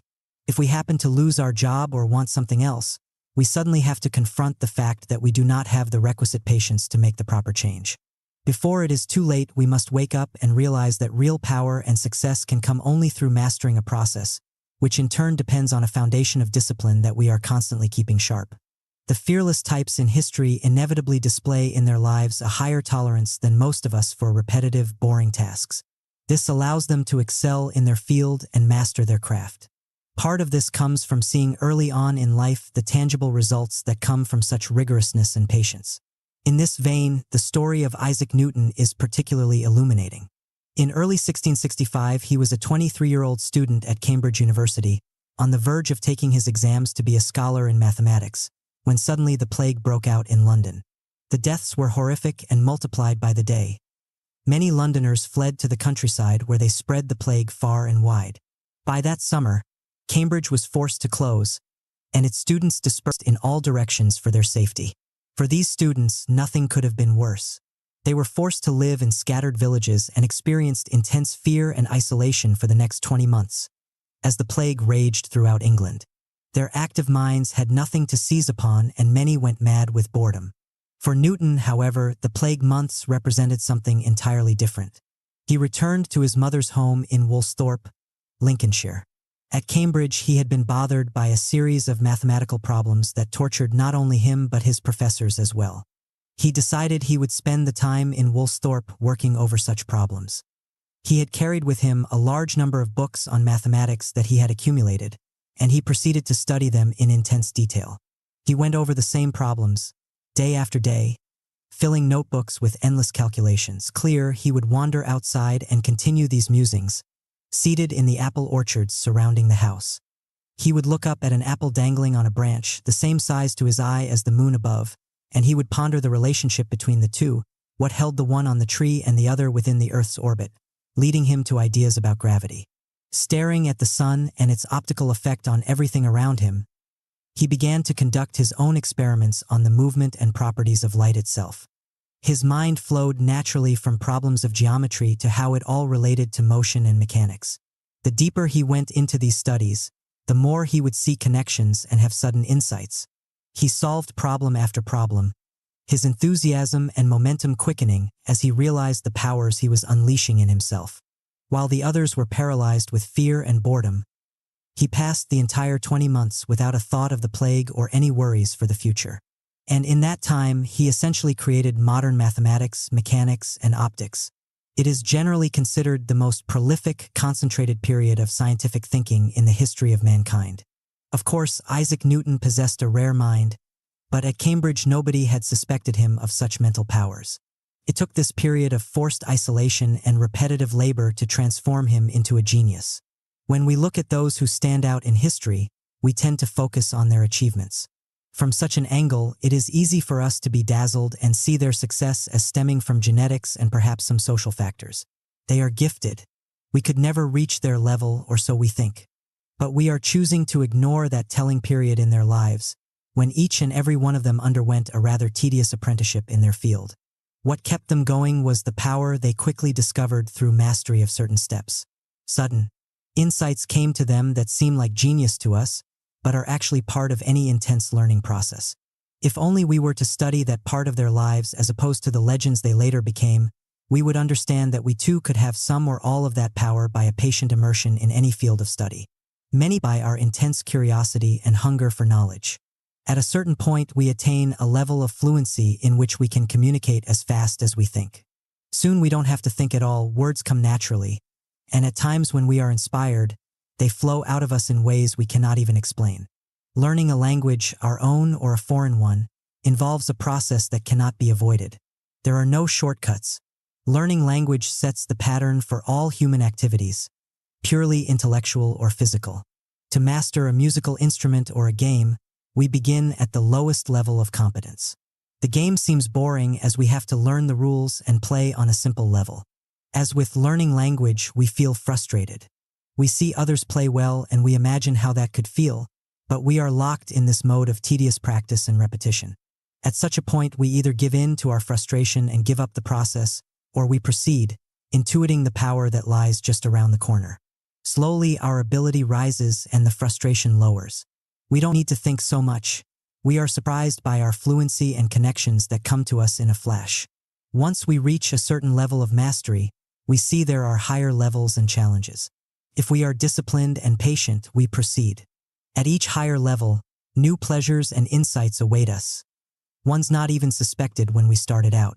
We can take this as far as we want. In any human activity, there is always a higher level to which we can aspire. For thousands of years, this concept of learning was an elemental part of practical wisdom. It was embedded in the concept of mastering a craft. Human survival depended on the construction of instruments, buildings, ships, and more. To build them well, a person had to learn the craft, spending years as an apprentice, advancing step by step. With the advent of the printing press and books that could be distributed widely, this discipline and patience was then applied to education, to formally gaining knowledge. Those who posed as people who possessed learning, without the years of accumulating knowledge, were thought of as charlatans and quacks, to be despised. Today, however, we have reached a dangerous point in which this elemental wisdom is being forgotten. Much of this is due to the destructive side of technology. We all understand its immense benefits and the power it has brought us. But with the intense speed and ease with which we can get what we want, a new pattern of thinking has evolved. We are by nature creatures of impatience. It has always been hard for us to want something and not have the capacity to get it. The increased speed from technology accentuates this childish aspect of our character. The slow accumulation of knowledge seems unnecessarily boring. Learning should be fun, fast, and easy. On the internet, we can make instant connections, skimming along the surface from one subject to the next. We come to value breadth of knowledge over depth, the power to move here or there rather than digging deeper to the source of a problem and finding out how things tick. We lose a sense of process. In such an atmosphere, charlatans sprout like weeds. They offer the age-old myth of the quick transformation, the shortcut to power, beauty, and success. In the form of books, CDs, seminars, ancient secrets brought back to life. And they find many suckers on which to prey. This new pattern of thinking and learning is not progress. It creates a phenomenon that we shall call the short circuit. To reach the end of anything, to master a process, requires time, focus, and energy. When people are so distracted, their minds constantly moving from one thing to another, it becomes increasingly difficult to maintain concentration on one thing for a few hours, let alone for months and years. Under this influence, the mind will tend to short circuit. It will not be able to go all the way to the end of a task. It will want to move on to something else that seems more enticing. It becomes hard to make things well when the focus is broken, which is why we find a gradual increase in products that are shoddy, made with less and less attention to detail. Understand, the real secret, the real formula for power in this world, lies in accepting the ugly reality that learning requires a process, and this in turn demands patience and the ability to endure drudge work. It is not sexy or seductive at first glance, but this truth is based on something real and substantial, an age-old wisdom that will never be overturned. The key is the level of your desire. If you are really after power and mastery, then you will absorb this idea deeply and engrave it in your mind. There are no shortcuts. You will distrust anything that is fast and easy. You will be able to endure the initial months of dull, repetitive labor because you have an overall goal. This will prevent you from short-circuiting, knowing many things but mastering none of them. In the end, what you really will be doing is mastering yourself, your impatience, your fear of boredom and empty time, your need for constant fun and amusement. The following are 5 principal strategies for developing the proper relationship to process. Progress through trial and error. Based on his street fighting as a teenager, Jack Johnson had the feeling that he could someday become a great boxer. But he was black and poor, too poor to afford a trainer. And so in 1896, at the age of 18, he began a rather remarkable process. He looked for any conceivable fight he could have in the ring, with any kind of opponent. In the beginning, he suffered some terrible beatings from boxers who used him as sparring material. But since this was his only form of education, he quickly learned to become as evasive as possible, to prolong the fight so he could learn. At the time, fights could go a full 20 rounds, and Johnson's goal was always to drag them out to the maximum. In that time, he would carefully study his opponents. He observed how some types would move in familiar patterns and how others would telegraph their punches. He could categorize them by the look in their eye and their body language. He learned to provoke some into a rage so he could study their reactions. Others he lulled to sleep with a calm style to see the effects of this as well. Johnson's method was quite painful. It meant 15 to 20 bouts a year. He suffered innumerable hard blows. Even though he could knock out most of his opponents, he preferred to be evasive and learn on the job. This meant hearing endless taunts from the mostly white audiences that he was a coward. Slowly, however, it began to pay off. He faced such a variety of foes that he became adept at recognizing their particular style the instant the fight began. He could sense their weaknesses and when exactly he should move in for the kill. He accustomed himself mentally and physically to the pace of a long, grueling bout. He gained an intuitive feel for the space of the boxing ring itself and how to maneuver and exhaust his opponents over the course of 20 rounds. Many of them later confessed that he seemed to have the ability to read their minds. He was always a step ahead. Following this path, within a few short years Johnson transformed himself into the heavyweight champion of the world and the greatest fighter of his era. Too often our concept of learning is to absorb ideas from books, to do what others tell us to, and perhaps to do some controlled exercises. But this is an incomplete and fearful concept of learning, cut off from practical experience. We are creatures who make things. We don't simply imagine them. To master any process, you must learn through trial and error. You experiment, you take some hard blows, and you see what works and doesn't work in real time. You expose yourself and your work to public scrutiny. Your failures are embedded in your nervous system. You do not want to repeat them. Your successes are tied to immediate experience and teach you more. You come to respect the process in a deep way because you see and feel the progress you can make through practice and steady labor. Taken far enough, you gain a fingertip feel for what needs to be done because your knowledge is tied to something physical and visceral. And having such intuition is the ultimate point of mastery. Master something simple. Often we have a general feeling of insecurity because we have never really mastered anything in life. Unconsciously, we feel weak and never quite up to the task. Before we begin something, we sense we will fail. The best way to overcome this once and for all is to attack this weakness head-on and build for ourselves a pattern of confidence. And this must be done by first tackling something simple and basic, giving us a taste for the power we can have. Demosthenes, one of the greatest political figures in ancient Athens, followed such a path, determined to overcome his intense fear of public speaking. As a child, he was frail and nervous. He talked with a stammer and always seemed out of breath. He was constantly ridiculed. His father had died when he was young, leaving him a nice sum of money, but his guardians quickly stole all of it. He decided to become a lawyer and eventually take the perpetrators to court on his own. But a lawyer needed to be an eloquent speaker, and he was an abysmal failure at that. He decided he would give up law. It seemed too difficult. With what little money he had, he would retire from the world and attempt somehow to master his speech impediment. At least then he could take on some kind of public career. He built an underground study where he could practice alone. He shaved half his head so he would be too embarrassed to go out in public. To overcome his stammer, he walked along the beach with his mouth full of pebbles, forcing himself to speak without stopping, louder and more forcefully than the waves. He wrote speeches that he then recited while running up steep slopes to develop better breathing techniques. He installed a looking glass in his study, allowing him to monitor closely the looks on his face as he declaimed. He would engage in conversations with visitors to his house and gauge how each word or intonation would affect them. Within a year of such dedicated practice, he had completely eliminated his stammer and had transformed himself into a more than adequate orator. He decided to return to law after all. With each new case that he won, his confidence rose to new heights. Understanding the value of practice, he then worked on improving the delivery of his speeches.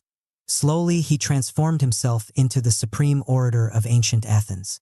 This newfound confidence translated into everything he did.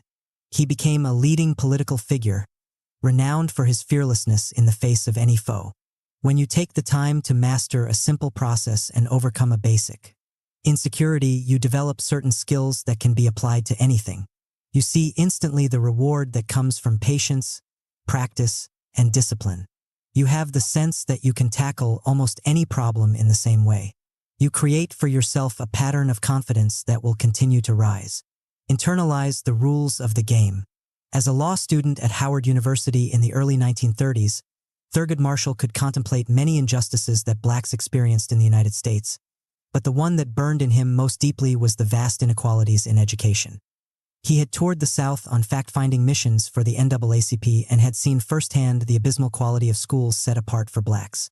And he had felt this injustice himself. He had wanted to go to the University of Maryland near his home. It had an excellent law school. But black students were not admitted there, no matter their academic record. They were directed towards black universities such as Howard, which at the time were inferior. Marshall vowed that someday, in some way, he would help take this unjust system apart. Upon graduation from Howard in 1933, he faced a crucial decision for his future. He had been offered a scholarship at Harvard University to study for an advanced law degree. This represented an incredible opportunity. He could carve out for himself a nice position within the academic world and promote his ideas in various journals. It was also the middle of the Depression, and jobs for black people were few and far between. A degree from Harvard would ensure him a prosperous future. But something impelled Marshall in the opposite direction. He decided instead to set up a private practice in Baltimore and learn from the ground up how the justice system worked. At first, it seemed a foolish decision. He had little work and his debts were mounting. The few cases he had, he lost and he could not figure out why. The justice system seemed to have its own rules and codes to which he had no access. Marshall decided to employ a unique strategy to overcome this. First, he made sure that his legal briefs were masterpieces of research and detail, without any errors or erasures.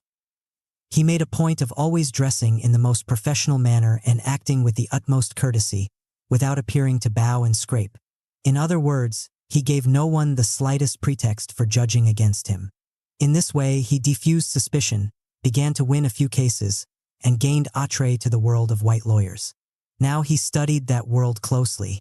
He saw the importance of certain connections and friendships, power networks he had not known about before. He recognized that certain judges required certain treatment. He learned to talk the language and fit in socially as best he could. He found out that in most cases, it was best to argue on points of narrow procedure rather than on grand concepts. Knowing how to maneuver within these rules and conventions, he began to win more and more cases. In 1935, he took on the University of Maryland on behalf of a black student who had been denied admission to its law school, and won. From then on, he used his knowledge to take on all forms of segregation in the education system, culminating in 1954 with his greatest triumph of all, arguing before the U.S. Supreme Court the case known as Brown v. Board of Education. The court's decision in his favor effectively ended any basis for educational segregation in the United States. What Marshall, who would later become the first African American appointed to the Supreme Court, had learned by immersing himself in the white-controlled justice system of his time is that the social process is just as important as the legal or technical one. This was not something taught in law school, and yet learning it was the key to his ability to function within the system and advance the cause for which he was fighting. Understand, when you enter a group as part of a job or a career, there are all kinds of rules that govern behavior, values of good and bad, power networks that must be respected, patterns to be followed for successful action. If you do not patiently observe and learn them well, you will make all kinds of mistakes without knowing why or how. Think of social and political skills as a craft that you must master as well as any other. In the initial phase of your apprenticeship, you must do as Marshall did and mute your colors. Your goal here is not to impress people with your brilliance, but to learn these conventions from the inside. Watch for telling mistakes that others have made in the group and for which they have paid a price, that will reveal particular taboos within the culture. With a deepening knowledge of these rules, you can begin to maneuver them for your purpose. If you find yourself confronting an unjust and corrupt system, it is much more effective to learn its codes from the inside and discover its vulnerabilities. Knowing how it works, you can take it apart, for good. Attune yourself to the details. As a young student artist in late 15th century Italy, Michelangelo had to confront a personal limitation. He had grand concepts of things he wanted to paint and sculpt, but not the requisite skill. He looked at the masterpieces of other artists and wanted his own work to have a similar aura and effect, but he was frustrated at the flatness and conventionality of what he created. He tried an experiment. He began to copy his favorite masterworks down to the smallest brush stroke, and he discovered that the effect he had so admired was embedded in certain details, the way these artists were able to make figures or landscapes come to life by their intense attention to the fine points. And so began a remarkable apprenticeship to his craft that would last the rest of his life and completely alter his way of thinking. In creating his sculptures, he became obsessed with bone structure, but the books and techniques on the subject seemed woefully inadequate. He started dissecting human corpses one after another. This gave him a profound feel for human anatomy that he could now reproduce in his work. He developed an interest in texture, how each kind of fabric would fold in its own way. He worked on perfecting his reproduction of clothes. He extended these studies of detail to animals and how they moved. When he was commissioned to do his larger pieces, he avoided that old temptation of beginning with some grand concept. Instead, he looked at the material he was to work with, the space, the individual figures that might comprise it, and from there he would conceive the overall shape and effect. In this intense attention to detail, Michelangelo seemed to have discovered the secret for making his figures come to life in a way that exceeded any other artist of his time. Often when you begin a project of any kind, it is from the wrong end. You tend to think first of what you want to accomplish, imagining the glory and money it will bring you if it succeeds. You then proceed to make this concept come to life. But as you go forward, you often lose patience, because the small steps to get there are not nearly as exciting as the ambitious visions in your head. You must try instead the opposite approach, which can lead to very different results. You have a project you wish to bring to life, but you begin by immersing yourself in the details of the subject or field. You look at the materials you have to work with, the tastes of your target audience, and the latest technical advances in the field. You take pleasure in going deeper and deeper into these fine points. Your research is intense. From this knowledge, you shape the project itself, grounding it in reality rather than in airy concepts in your head. Operating this way helps you slow your mind down and develop patience for detailed work, an essential skill for mastering any craft. Rediscover your natural persistence. This is the dilemma we all face. To accomplish anything worthwhile in life generally takes some time, often in blocks of years. But we are creatures who find it very hard to manage such long periods. We are immersed in the day-to-day. Our emotions fluctuate with each encounter. We have immediate desires we are constantly working to satisfy. In that long period of time that we need to reach a goal, we are assailed by 1,000 distractions and temptations that seem more interesting. We lose sight of our objectives and end up following some detour. This is the source of so many of the failures in our lives. To force yourself past any obstacle or temptation, you must be persistent. As children, we all had this quality because we were single-minded. You must simply rediscover and redevelop this character trait. First, you must understand the role that your energy level plays in mastering a process and bringing something to completion. If you take on added goals or new tasks, your focus will be broken up and you will never attain what you wanted in the first place. You cannot persist on 2 or 3 paths, so avoid that temptation. Second, try breaking things up into smaller blocks of time. You have a large goal, but there are steps along the way and steps within the steps. These steps represent months instead of years. Reaching these smaller goals gives you a sense of tangible reward and progress. This will make it easier for you to resist any diversions along the way and fearlessly push ahead. Remember, anything will give way to a sustained, persistent attack on your part. Reversal of perspective. We generally experience boredom as something painful and to be avoided at all costs. From childhood on, we develop the habit of immediately looking for some activity to kill the feeling. But this activity, if repeated often enough, becomes boring as well. And so for our entire lives, we must search and search for novel amusements, new friends, new trends to latch on to, new forms of entertainment, new religions or causes to believe in. This search might lead us to change our careers and set us on a path of meandering here and there, in search of something to dull the sensation. But in all of these cases, the root of the problem is not boredom itself but our relationship to it. Try to look at boredom from the opposite perspective, as a call for you to slow yourself down, to stop searching for endless distractions. This might mean forcing yourself to spend time alone, overcoming that childish inability to sit still. When you work through such self-imposed boredom, you will find your mind clicks into gear. New and unexpected thoughts will come to you to fill the void. To feel inspired, you must first experience a moment of emptiness. Use such moments to assess the day that went by, to measure where you are headed. It is a relief to not feel that constant need for outside entertainment. On a higher level of this re-education, you might choose a book to overcome your boredom, but instead of reading being a passive process of diversion, you actively mentally engage the author in an argument or discussion, making the book come to life in your head. At a further point, you take up a side activity, cultural or physical, that requires a repetitive process to master. You discover a calming effect in the repetitive element itself. In this way, boredom becomes your great ally.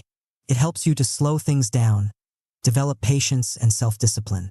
Through this process, you will be able to withstand the inevitable empty moments of life and convert them into your own private pleasures. Now there are individuals who would rather perish than work without taking pleasure in their work. They are choosy and have no use for ample rewards if the work is not itself the reward of rewards. They do not fear boredom as much as work without pleasure. Indeed, they need a lot of boredom if their work is to succeed.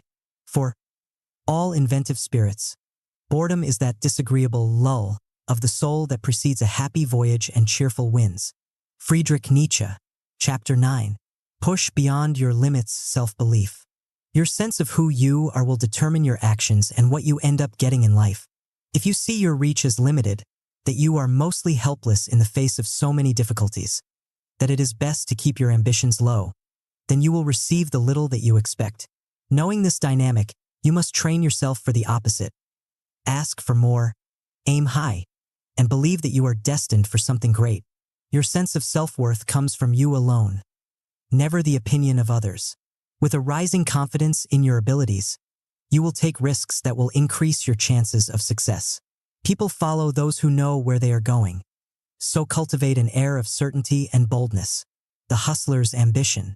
Let me point out to you that freedom is not something that anybody can be given. Freedom is something people take, and people are as free as they want to be. James Baldwin. Curtis Jackson's mother, Sabrina, had one powerful ambition in her life: to somehow make enough money to move her and her son far away from the hood. She had had Curtis when she was 15, and the only reasonable outlet at that age for making any good money was dealing drugs. It was a particularly dangerous life for a female hustler, and so she built up an intimidating presence to protect herself. She was tougher and more fearless than many of the male dealers. Her only soft spot was her son. She wanted a different fate for him than hustling. To shelter him from the life she led, she had him stay with her parents in Southside Queens. As often as possible, she would show up with presents for the boy and to keep an eye on him. Someday soon they would move to a better place. As part of a drug beef, Sabrina was murdered at the age of 23, and from that moment on, it looked like Curtis's fate in this world had been sealed. He was now essentially alone, no parents or real mentor to give him a sense of direction. It seemed almost certain that the following scenario would play itself out. He would drift towards life on the streets. To prove his toughness, he would eventually have to resort to violence and crime. He would find his way into the prison system, and he would probably return for several stints. His life would basically be confined to this neighborhood, and as he got older he could turn to drugs or alcohol to see him through, or at best a series of menial jobs. All the statistics on parentless children growing up in such an environment pointed towards this limited and bleak future. And yet, in his mind, something much different was taking shape. With his mother gone, he spent more and more time alone and began to indulge himself in fantasies that carried him far beyond his neighborhood.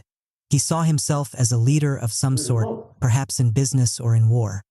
He visualized in great detail the places where he would live, the cars he would drive, the outside world he would someday explore. It was a life of freedom and possibility. But these were not mere fantasies, they were real. They were destined to happen. He could see them clearly. Most important, he felt that his mother was looking after him. Her energy and ambition were inside him now. Oddly enough, he would follow in her footsteps with the same plan: to hustle and get out of the game.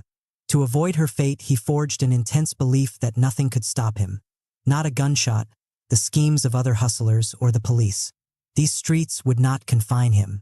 In May of 2000, Curtis, now known as 50 Cent, somehow survived the 9 bullets that a hired assassin had pumped into his body. The timing of the attack had been particularly poignant. After years of hustling on the streets and in music, his first album had been about to come out. But then, in the aftermath of the shooting, Columbia Records canceled the album and dropped him from the label. He would have to start all over. In the months to come, as he lay in bed recovering from his wounds, he began to reconstruct himself mentally, much as he had done after the murder of his mother. He saw in his mind, in even fresher detail than ever, the path he would now have to take. He would conquer the rap world with a mixtape campaign the likes of which no one had ever seen before. It would come from his intense energy, his persistence, the even tougher sound he would create, and the image he would now project of an indestructible gangsta. Within a year of the shooting, he was on his way to making this vision a reality. His first songs hit the streets and created a sensation. As he progressed on this path, however, he saw one very large impediment still blocking his path. The assassins were looking to finish the job, and they could show up at any moment. 50 was forced to keep a low profile and stay on the run, but this feeling of being hunted was intolerable. He would not live this way, and so he decided that what he needed was a group of tight-knit disciples who would help protect him and overcome his sense of isolation. To make this a reality, he told his closest friends to convene a meeting in his grandparents' house in Southside Queens. They were to invite his most fervent fans in the neighborhood, the young men whom they knew to be loyal and dependable, and they should all bring guns to help secure the street before 50 showed up. When 50 finally entered the living room of his grandparents' house the day of the meeting, He could feel the energy and excitement. The space was filled with over 20 young men, all ready to do his bidding. He began by painting for them his precise vision of the future. His music now was hot, but it was going to get a lot hotter. Within 2 more years, he was certain to land a major record deal. In his head, he already could hear the songs for his first record, visualize the cover and the overall concept. It was to be the story of his life. This record, he assured them, would be an astronomical success because he had figured out a kind of formula for how to make and market hit songs. He was not the usual rap star, he explained. He was not in this for the bling or the attention, but for the power. He would take the money from the record sales to establish his own businesses. This was destiny. Everything in his life was meant to happen as it did, including the assassination Match attempt, found. including this very meeting that afternoon. He was going to forge a business empire and he wanted to take all of them with him. Whatever any of them wanted, he would provide, as long as they proved themselves.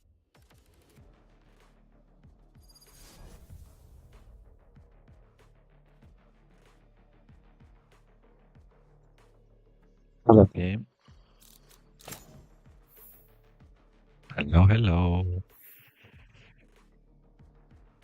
Hello. Hello. Stand in my way. I dare you.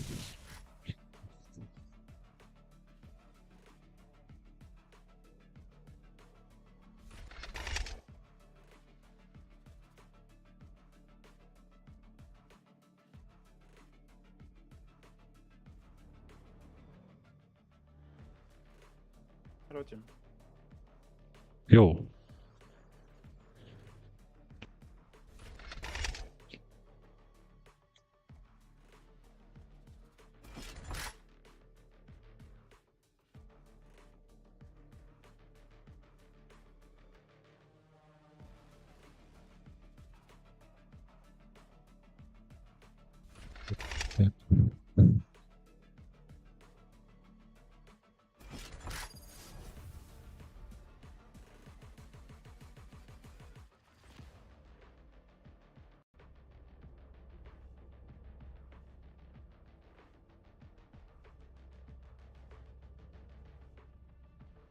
Their clove is fearless in the face of death. I will show them a fate far worse.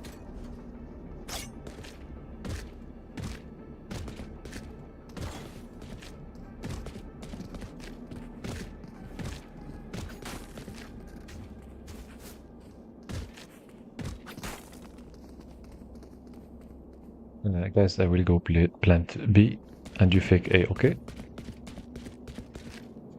Only one fake A. Can be, guys. I stay.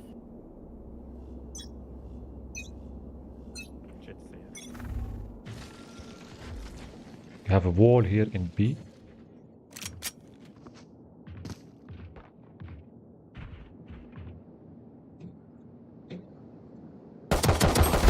The angel's dead.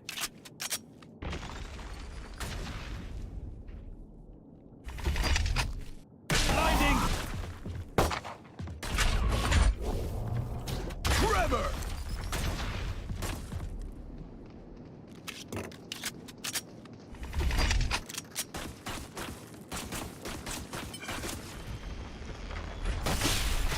Blasting.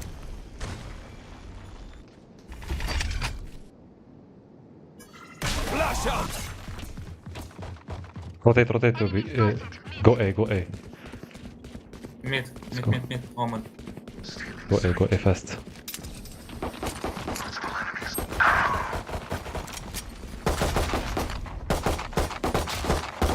Reloading.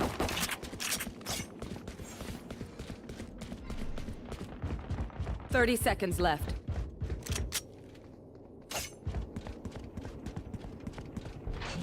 Right there.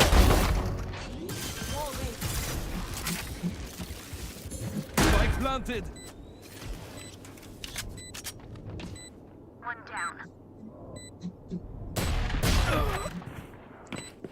Last player standing. Oh.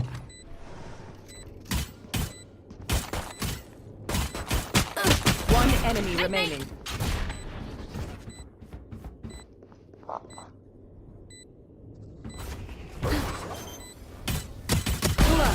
Oh, nice. GG.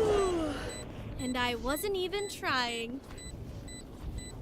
Damn, Jett, have you ever considered a life of crime? I have contacts. Let me know.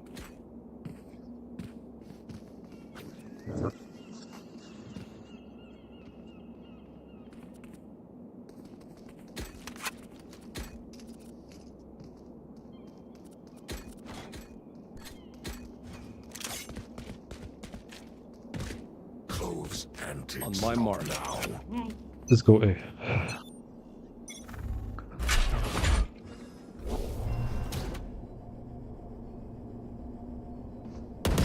Enemy kill. Reloading. Clearing out! Shadows traveling. Shadows traveling. Stealing sight. Blocking sight. Barrier cleared. Enemy spotted A. Blinding! Dead.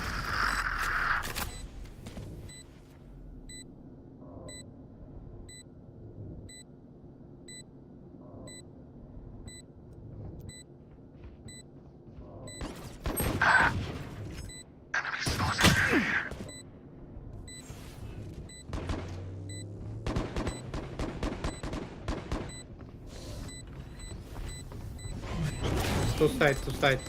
One enemy remaining. Nice.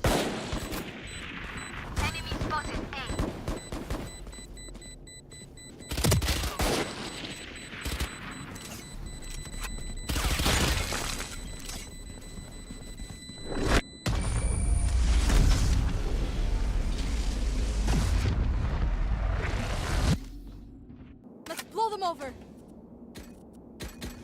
What's up, guys?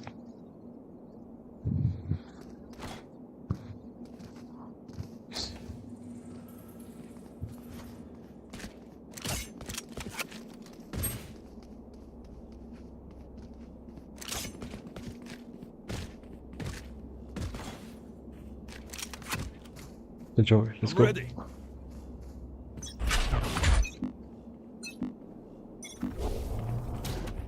Forever! Blasting!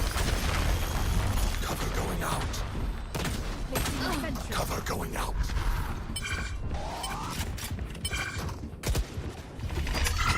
Flash out! Reloading. Reloading.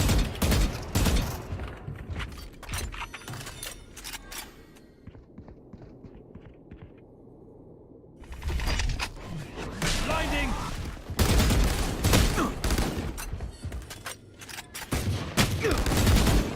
Reloading. Healing. Reloading. My ultimate is ready. Come B. Enemy removed. Hey guys, this here. Come please.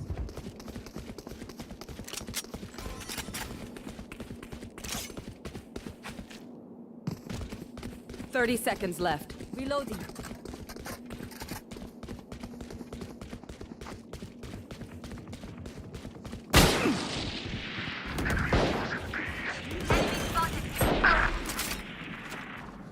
Spike planted.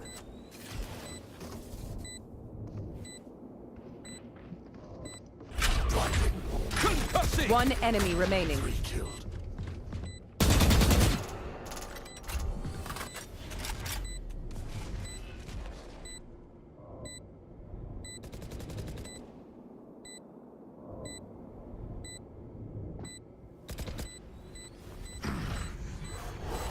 Reloading.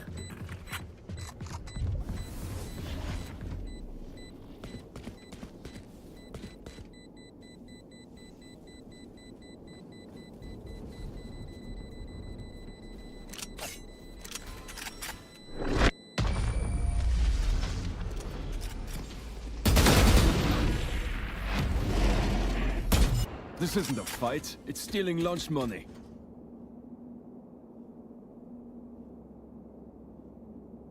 Can I get this? Surprise. Can I get this? Thanks. Thank you. Jett, I can drop for you.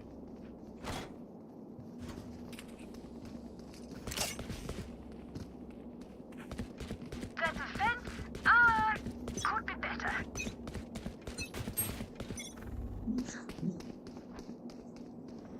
I have the spike. Jett, mid top. Trevor! Shadows traveling. Clearing out! Shadows traveling. Reloading. Loading.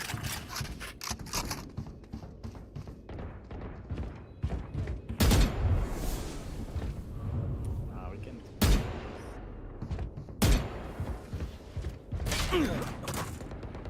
Enemy spotted. Mid.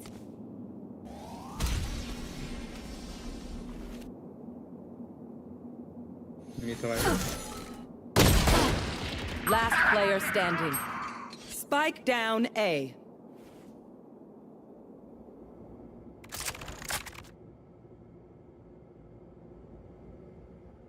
Maybe just save. Just save. Save Vandal. Save Vandal.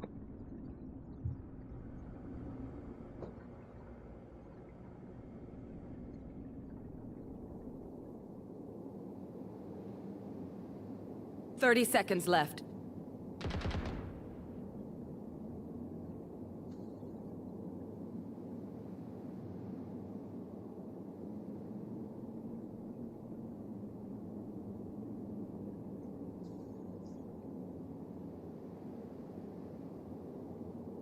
10 seconds left.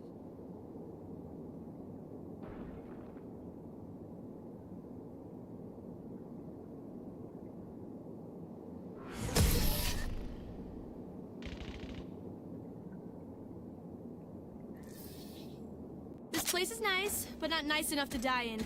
Let's win and get out of here. Can we all play A, please? Stop waiting.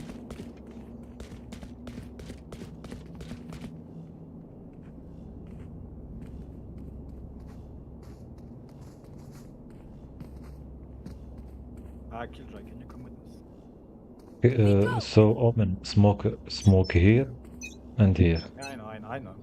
Okay. Cover going out. Cover going out. Concussing! Blasting! Ult's ready. What's this? Carrier is killed. Spike down A. Healer down. I have the spike. Behind. Spike planted.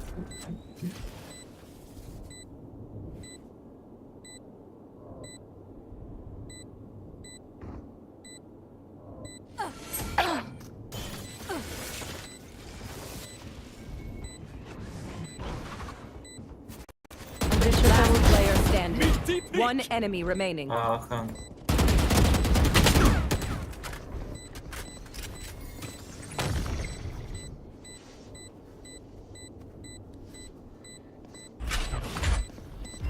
Trevor! We cannot ping the bike, you know that.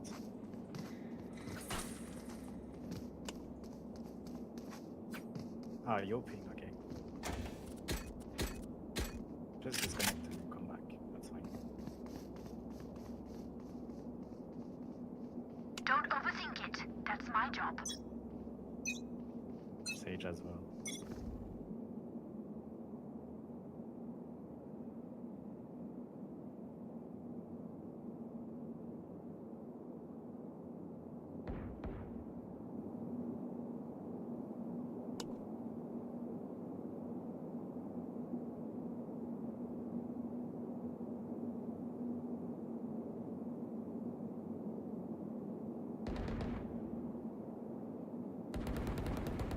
Enemy spotted A. Enemy spotted A. Age, the life you give. Do you ever wonder where it's taken from? Breach, are you back? When I began the match, now the ping is 60. But when the round begins, begins, It was like 300. yeah, 200, 300. What the fuck? That's fine, that's fine. I can't play like this. Is it fine now? You want to play? I don't think Let's so. play.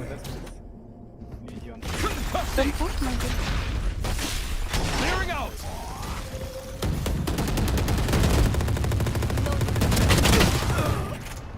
Go back, go back.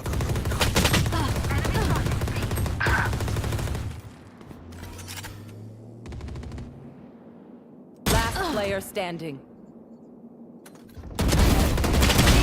Ace. Go big, guys. Yeah, but why you're not with Just us let on them A? try to catch Why me. always you go on the opposite side? I don't understand that. Your Killjoy is supposed to have our back